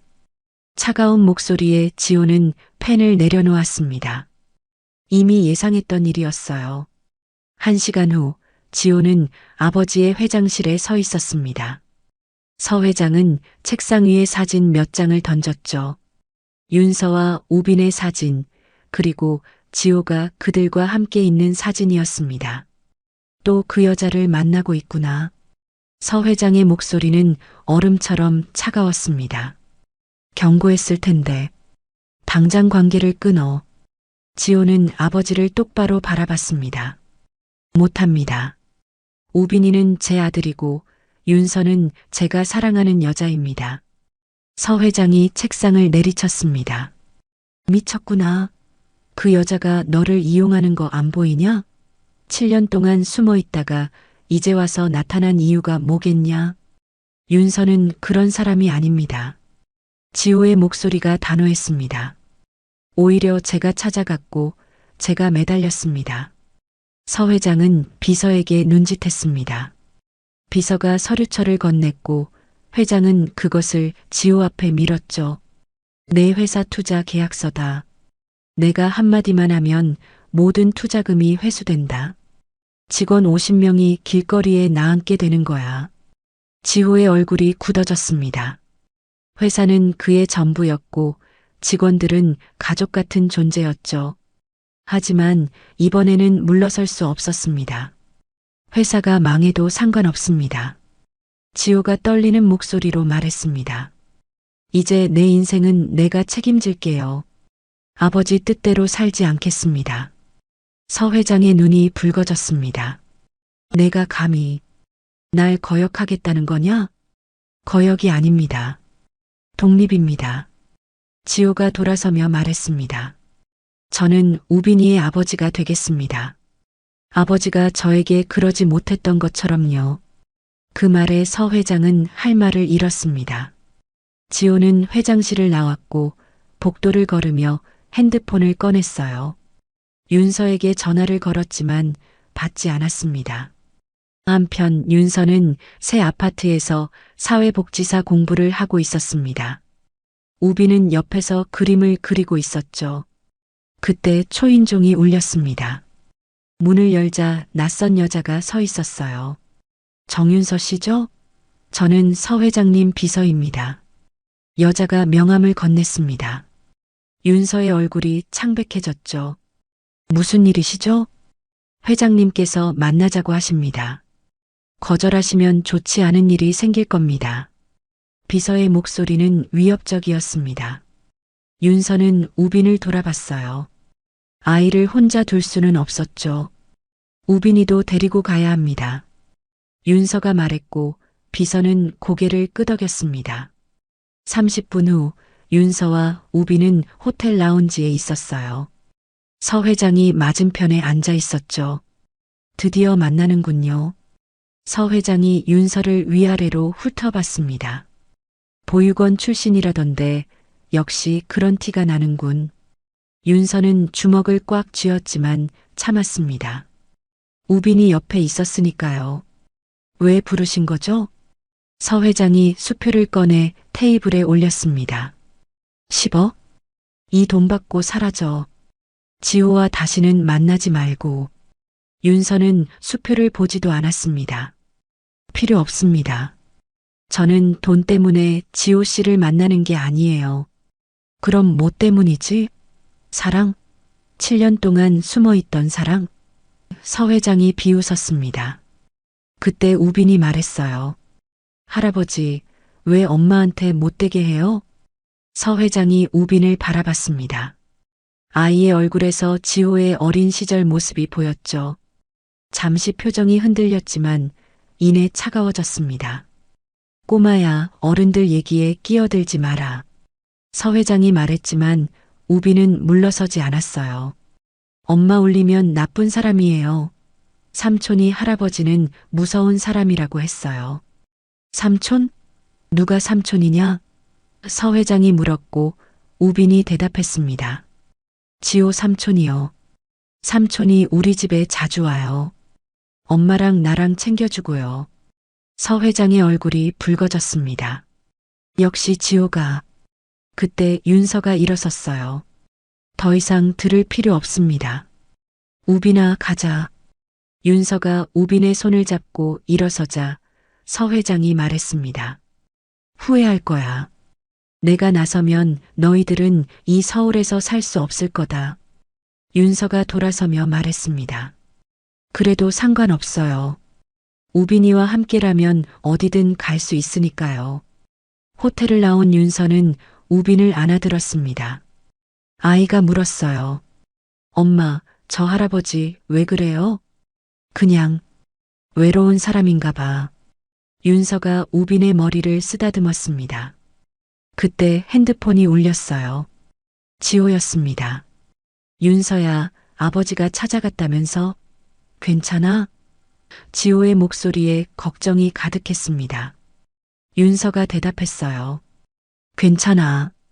우빈이도 무사하고. 미안해. 내가 막았어야 했는데. 지호의 목소리가 떨렸습니다. 윤서는 한숨을 쉬었어요. 이제 그만하자. 너무 복잡해. 무슨 소리야? 그만하다니?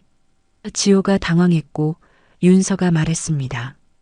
우빈이가 상처받는 걸 더 이상 보고 싶지 않아.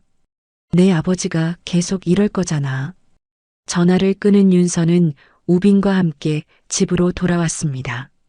현관문을 열자 지호가 서 있었어요. 숨을 헐떡이며 땀에 젖은 모습이었죠. 뛰어왔어. 택시가 막혀서. 지호가 말했습니다. 윤서야, 제발. 포기하지 마. 그때 우빈이 지호에게 달려갔습니다. 삼촌, 오늘 무서운 할아버지 만났어요. 엄마 울릴 뻔했어요. 지호가 우빈을 안아들고 윤서를 바라봤습니다. 내가 지킬게. 아버지로부터도 세상으로부터도 너희를 지킬게. 토요일 오후 윤서는 우빈과 함께 마트에서 장을 보고 있었습니다.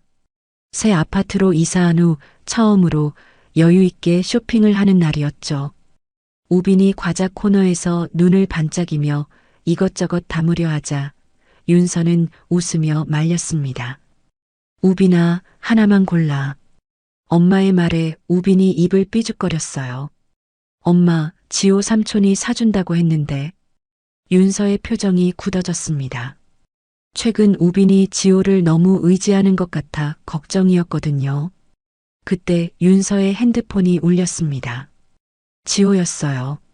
윤서야, 우빈이랑 어디야? 같이 저녁 먹자. 지호의 목소리는 밝았지만 윤서는 망설였습니다.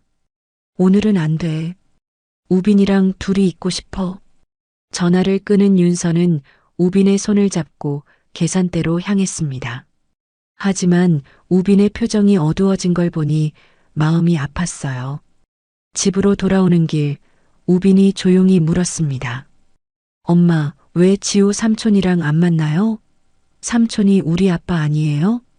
그 순수한 질문에 윤서는 발걸음을 멈췄습니다. 아이의 눈동자가 간절했어요. 우빈아. 윤서가 무릎을 꿇고 아이와 눈높이를 맞췄습니다. 엄마도 잘 모르겠어. 어른들 일은 복잡해. 그날 밤 우빈이 잠든 후 윤서는 거실에 앉아 생각에 잠겼습니다. 지호와의 관계, 우빈의 미래, 그리고 서 회장의 위협. 모든 게 얽혀 있었죠. 그때 초인종이 울렸습니다. 문을 열자 지호가 서 있었어요. 손에는 우빈이 좋아하는 피자를 들고 있었죠. 미안. 그냥 못 참겠어서 왔어. 윤서는 한숨을 쉬며 지호를 들어오게 했습니다. 두 사람은 거실에 마주 앉았어요. 지호가 먼저 입을 열었습니다. 오늘 아버지한테 통보했어. 회사 그만두겠다고. 뭐? 윤서가 놀란 눈으로 지호를 바라봤습니다. 미쳤어? 내가 그렇게 아끼던 회사잖아. 지호는 쓴웃음을 지었습니다. 회사보다 너희가 더 중요해. 아버지가 계속 위협하시니까 차라리 내가 먼저 놓는 게 나아. 윤서는 복잡한 심정이었습니다. 지호의 희생이 고마우면서도 부담스러웠거든요. 내 때문에 그럴 필요 없어. 우리는 잘 지낼 수 있어. 내 때문이 아니야. 우빈이 때문이야. 지호의 목소리가 떨렸습니다. 내 아들이 아빠 없이 크는 걸 더 이상 볼 수 없어. 두 사람 사이에 무거운 침묵이 흘렀습니다. 그때 우빈의 방에서 울음소리가 들렸어요. 윤서가 급히 방으로 들어가자 우빈이 악몽을 꾸고 있었습니다. 엄마, 삼촌, 가지마. 우빈이 잠꼬대를 하며 눈물을 흘렸습니다. 윤서가 아이를 안아주자 우빈이 눈을 떴어요. 엄마, 꿈에서 삼촌이 사라졌어요. 지호도 방으로 들어왔습니다. 우빈이 지호를 보자 안도의 한숨을 쉬었어요. 삼촌, 여기 있네요. 안 가실 거죠? 지호가 우빈의 머리를 쓰다듬으며 말했습니다. 안 가. 절대 안 가. 그 모습을 보는 윤서의 마음이 흔들렸어요. 다음 날 일요일 아침, 세 사람은 함께 아침을 먹었습니다. 우빈은 행복해 보였고 지호와 윤서도 잠시나마 평화로운 시간을 보냈죠.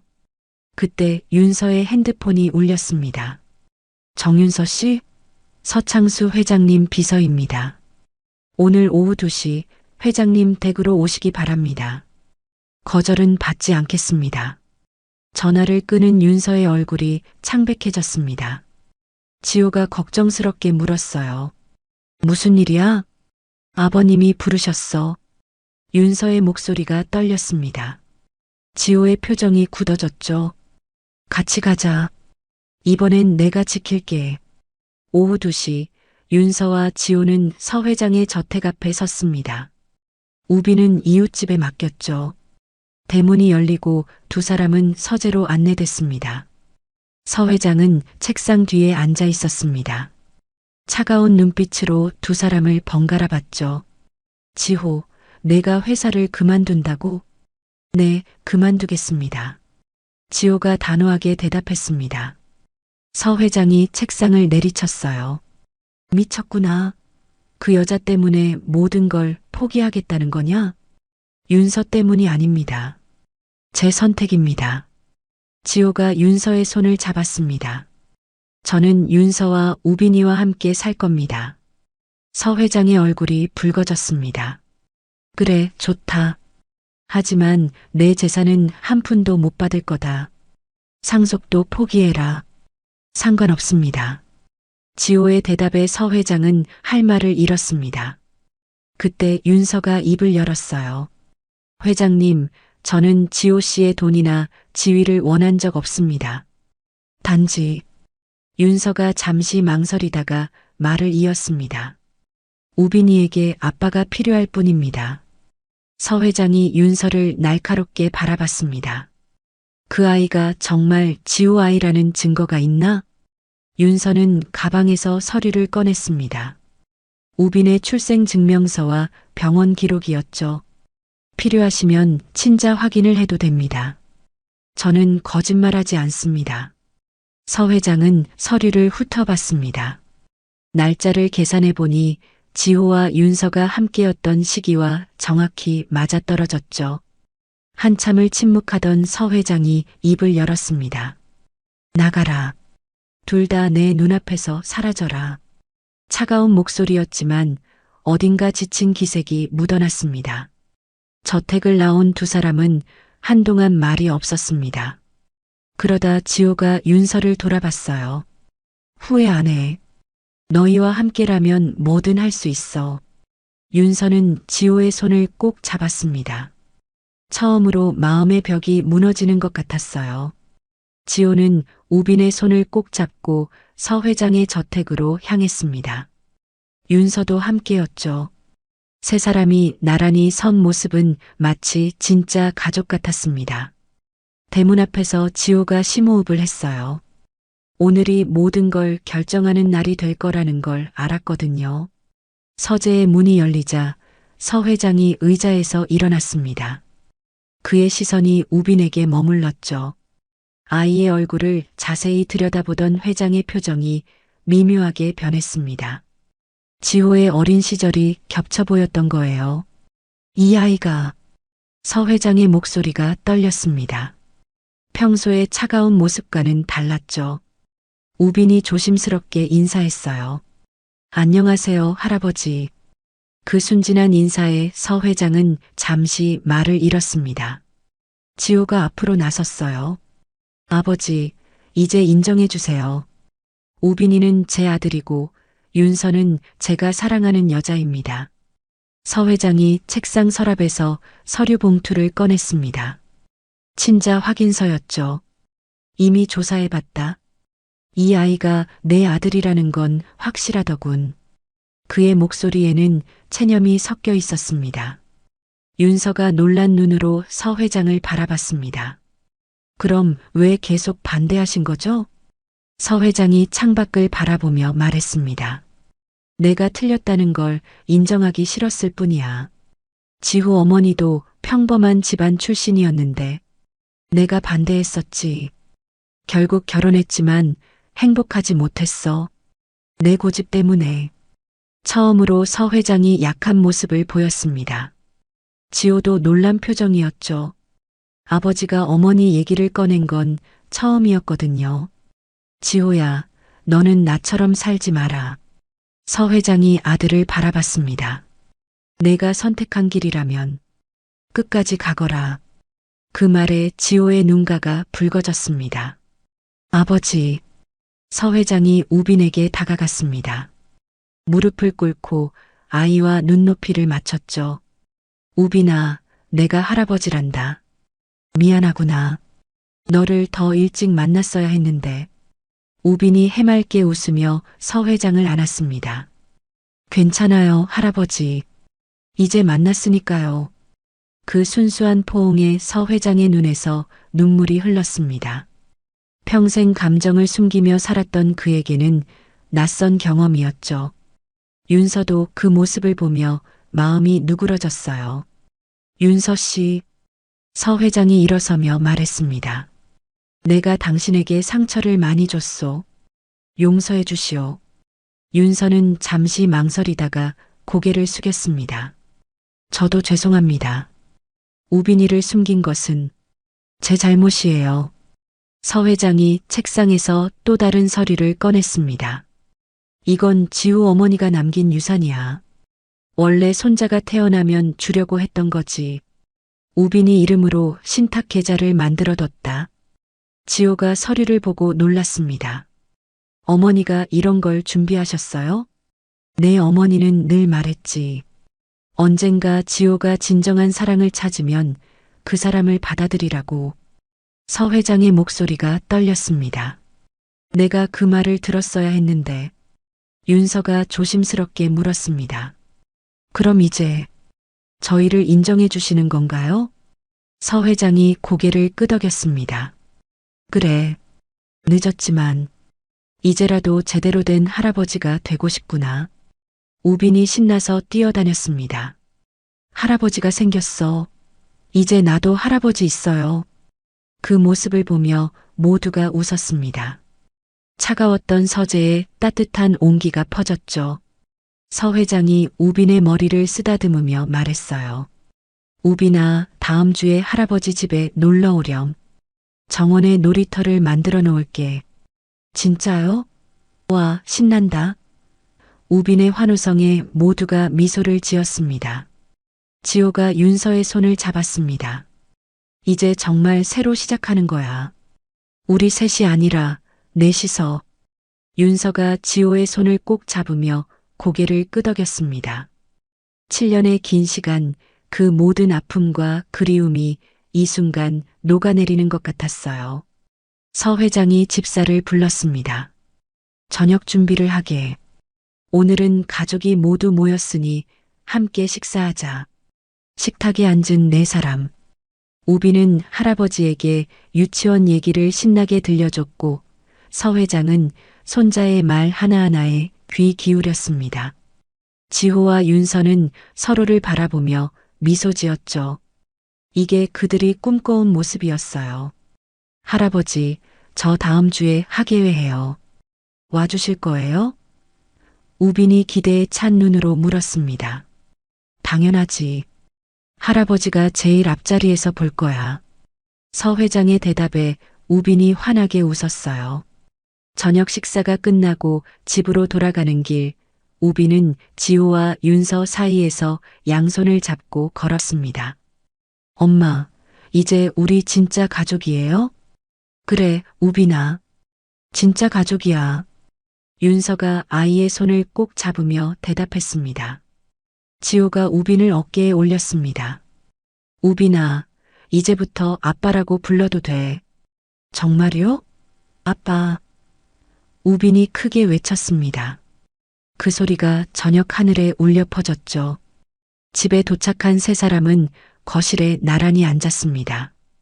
우빈은 두 사람 사이에서 졸기 시작했고 지호와 윤서는 아이를 바라보며 행복한 미소를 지었어요. 이제 진짜 시작이었습니다. 가족으로서의 새로운 삶이요.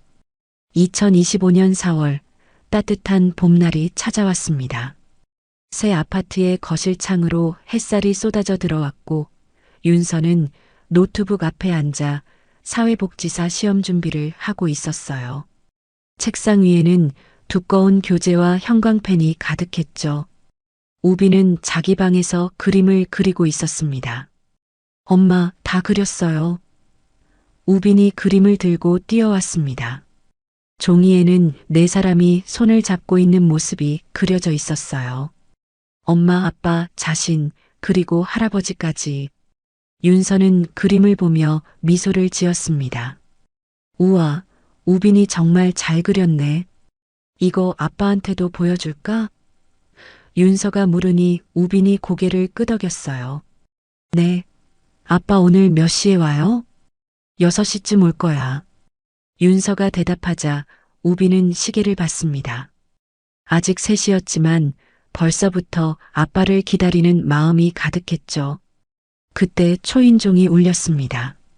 문을 열자 택배 기사가 큰 상자를 들고 있었어요. 서지호 님이 보내신 겁니다. 상자를 열어보니 우빈을 위한 새 책상과 의자였습니다. 그리고 윤서를 위한 노트북 가방도 들어 있었죠. 메모가 붙어 있었어요. 공부 열심히 해. 응원할게. 윤서는 복잡한 심정이었습니다. 지호의 배려가 고마우면서도 아직 완전히 마음을 열지 못한 자신이 답답했거든요. 7년의 시간이 만든 벽은 쉽게 무너지지 않았습니다. 오후 4시 윤서는 우빈을 데리고 새로 전학 간 초등학교로 향했습니다. 입학 상담을 받기 위해서였죠. 교문에 들어서자 넓은 운동장과 깨끗한 건물이 눈에 들어왔어요. 반지하 근처의 낡은 유치원과는 천지 차이였습니다. 어머님, 우빈이는 정말 밝은 아이네요. 담임 선생님이 우빈을 보며 웃었습니다. 금방 적응할 거예요. 아버님도 함께 오실 줄 알았는데. 윤서가 잠시 망설이다가 대답했습니다.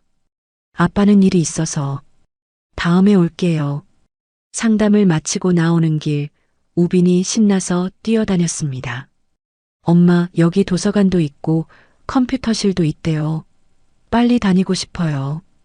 윤서는 아이의 행복한 모습을 보며 가슴이 뭉클했습니다. 이 모든 게 지호 덕분이었죠. 혼자였다면 절대 불가능했을 일들이었어요. 저녁 6시 현관문이 열리는 소리가 들렸습니다. 우빈아, 아빠 왔다. 지호의 목소리에 우빈이 달려나갔어요. 아빠. 우빈이 지호의 품에 뛰어들었습니다. 지호는 아이를 높이 들어 올렸고 우빈은 까르르 웃었죠. 그 모습을 보는 윤서의 얼굴에도 작은 미소가 번졌습니다. 오늘 학교 갔다 왔어요. 도서관이 엄청 커요.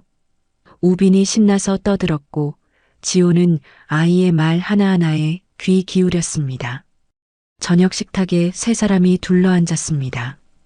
윤서가 만든 된장찌개와 불고기, 그리고 우빈이 좋아하는 계란말이가 차려졌죠.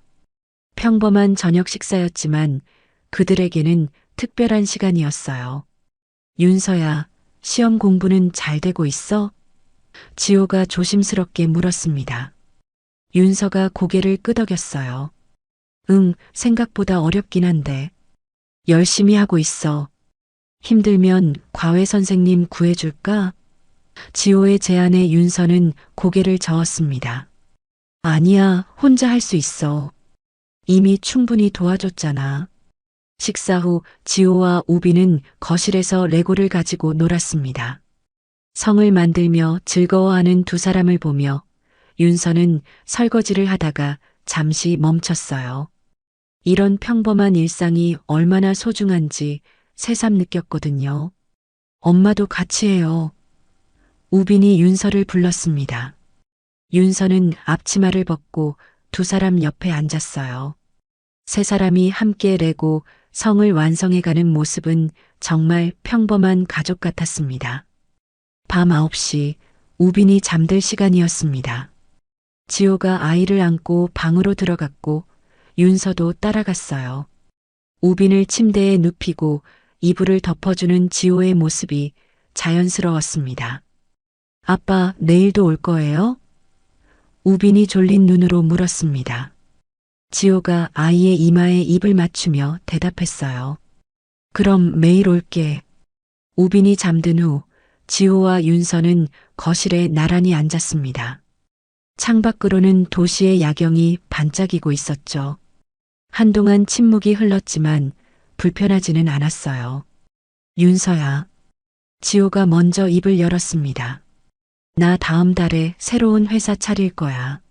작지만 내 것으로 다시 시작하려고. 윤서가 놀란 눈으로 지호를 바라봤습니다. 아버님 회사는? 완전히 독립하기로 했어.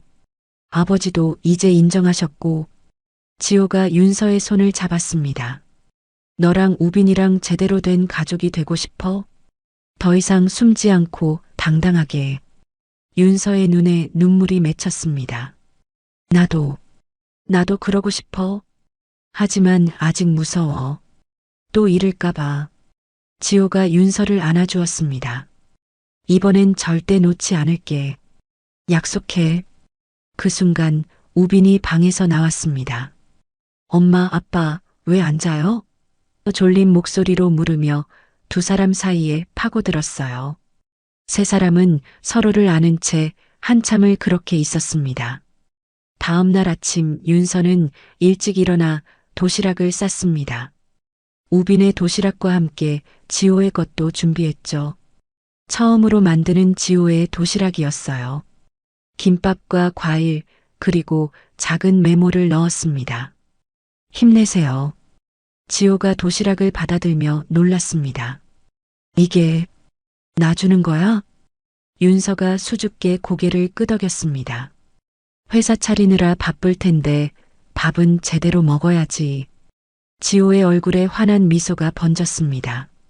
도시락을 든 그의 손이 미세하게 떨렸어요. 7년 만에 받는 윤서의 도시락이었으니까요. 그렇게 세 사람의 새로운 일상이 시작됐습니다. 완벽하지는 않았지만 조금씩 가족이 되어가고 있었어요. 2025년 5월의 어느 토요일 오후 공원은 벚꽃이 만개해 있었습니다. 분홍빛 꽃잎이 바람에 날리며 마치 봄눈처럼 내리고 있었죠. 윤서는 벤치에 앉아 그 풍경을 바라보고 있었습니다. 옆에는 지호가 그리고 조금 떨어진 곳에서는 우빈이 비눗방울을 불며 뛰어놀고 있었어요. 벚꽃이 정말 예쁘네. 윤서가 나지막이 말했습니다. 지호는 윤서의 옆모습을 바라보며 미소 지었죠. 7년 전 처음 만났을 때의 윤서와 지금의 윤서. 많은 것이 변했지만 그녀의 따뜻한 마음만은 그대로였습니다. 우빈이 숨을 헐떡이며 달려왔습니다. 엄마, 아빠, 저기 봐요. 나비예요. 아이의 손가락이 가리키는 곳에는 노란 나비 한 마리가 날아다니고 있었어요. 우빈은 나비를 따라 다시 뛰어갔고 지호와 윤서는 그 모습을 흐뭇하게 바라봤습니다. 우빈아, 너무 멀리 가지 마. 윤서가 걱정스럽게 외쳤지만 얼굴에는 미소가 가득했어요. 지호가 윤서의 손을 살짝 잡았습니다. 걱정 마. 내가 지켜볼게. 지호가 우빈을 따라가자 윤서는 혼자 벤치에 앉아 생각에 잠겼습니다. 반지하에서 시작된 겨울이 이렇게 따뜻한 봄으로 변할 줄은 꿈에도 몰랐죠. 가난과 외로움 속에서 혼자 아이를 키우던 날들, 그리고 지호와의 재회, 모든 것이 영화 같았습니다. 엄마, 우빈의 목소리에 윤서가 고개를 들었습니다. 아이가 양손 가득 벚꽃 꽃잎을 들고 왔어요. 엄마 선물이에요. 예쁘죠? 윤서는 우빈을 안아들었습니다. 우와, 우빈이가 준 선물이 제일 예뻐. 아이의 볼에 뽀뽀를 하자 우빈이 까르르 웃었어요. 지호가 아이스크림 3개를 들고 돌아왔습니다. 우빈이가 좋아하는 초코맛이야. 우빈이 환호성을 지르며 아이스크림을 받아들었죠. 세 사람은 벤치에 나란히 앉아 아이스크림을 먹었습니다. 아빠, 우리 다음 주에도 여기 올 수 있어요? 우빈이 물었고 지호가 고개를 끄덕였습니다. 그럼 매주 오자. 우리 가족 나들이 장소로. 가족. 그 단어를 듣는 순간 윤서의 가슴이 뭉클해졌습니다. 그토록 원했지만 가질 수 없다고 생각했던 것. 이제는 현실이 되었죠. 해가 서쪽으로 기울기 시작했습니다. 노을빛이 공원을 황금색으로 물들이고 있었어요. 우빈은 지호의 어깨 위에 올라타 있었고 윤서는 그들 옆을 걸었습니다. 우빈아, 이제 아빠라고 불러도 돼? 우빈이 조심스럽게 물었습니다.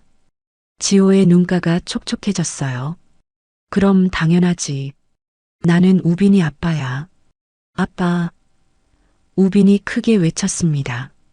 그 소리가 공원에 울려 퍼졌고 지나가던 사람들이 미소 지으며 바라봤죠.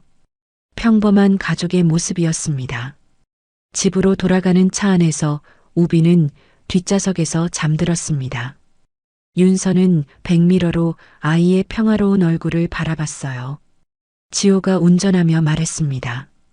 윤서야, 우리 결혼하자. 갑작스러운 프로포즈에 윤서는 놀랐습니다. 지금 뭐라고 했어? 지호가 신호등에 멈춰서며 윤서를 바라봤습니다. 제대로 된 가족이 되자. 우빈이에게도 완전한 가족을 만들어주고 싶어. 윤서의 눈에 눈물이 맺혔습니다. 나는 아직 준비가. 천천히 해도 돼. 지호가 윤서의 손을 잡았습니다. 난 기다릴 수 있어. 너와 우빈이가 준비될 때까지. 집에 도착했을 때 우빈이 잠에서 깼습니다. 엄마, 우리 집이다. 아이의 밝은 목소리에 윤서와 지호는 웃었어요. 그래, 이제 여기가 우리 집이었습니다. 현관문을 열자 따뜻한 공기가 그들을 맞이했습니다. 우빈이 신발을 벗으며 말했어요. 오늘 정말 재밌었어요. 엄마, 아빠 사랑해요. 그 순진한 고백에 윤서와 지호는 동시에 우빈을 안았습니다. 세 사람이 포옹하는 모습은 그 자체로 완벽한 그림이었죠. 저녁을 먹고 우빈이 잠든 후 윤서와 지호는 거실에 앉아 차를 마셨습니다. 창밖으로는 도시의 불빛이 반짝이고 있었어요.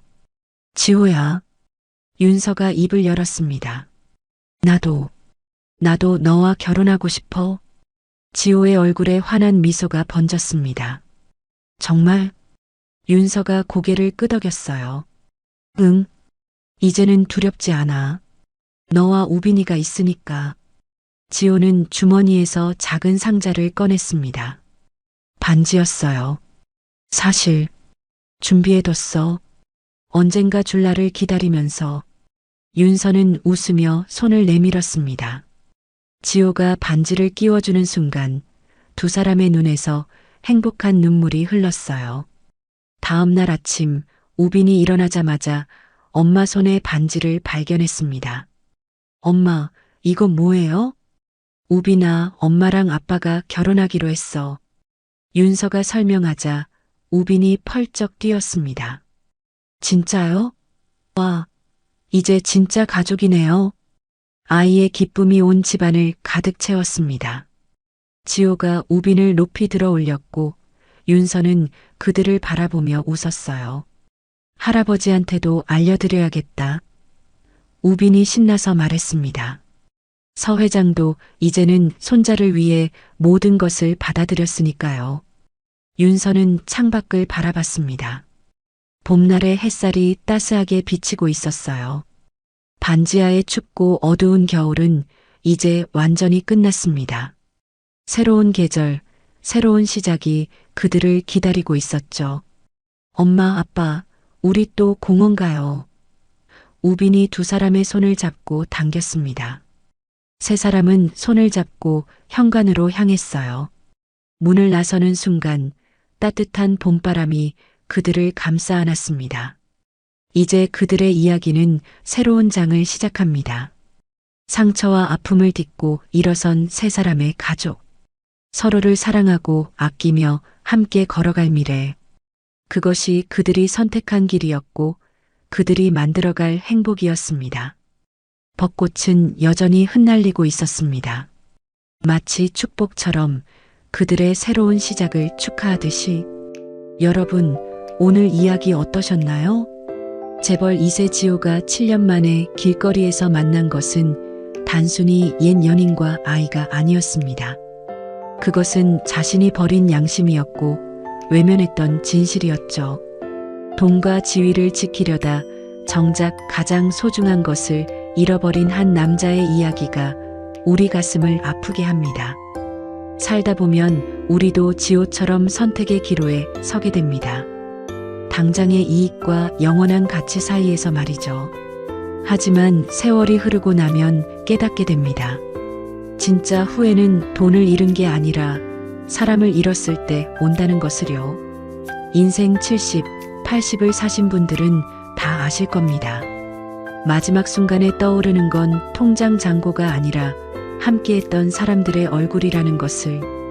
그때 미안하다고 말할 걸, 사랑한다고 한 번 더 말할 걸 하는 후회만 남는다는 것을요. 아직 늦지 않았습니다.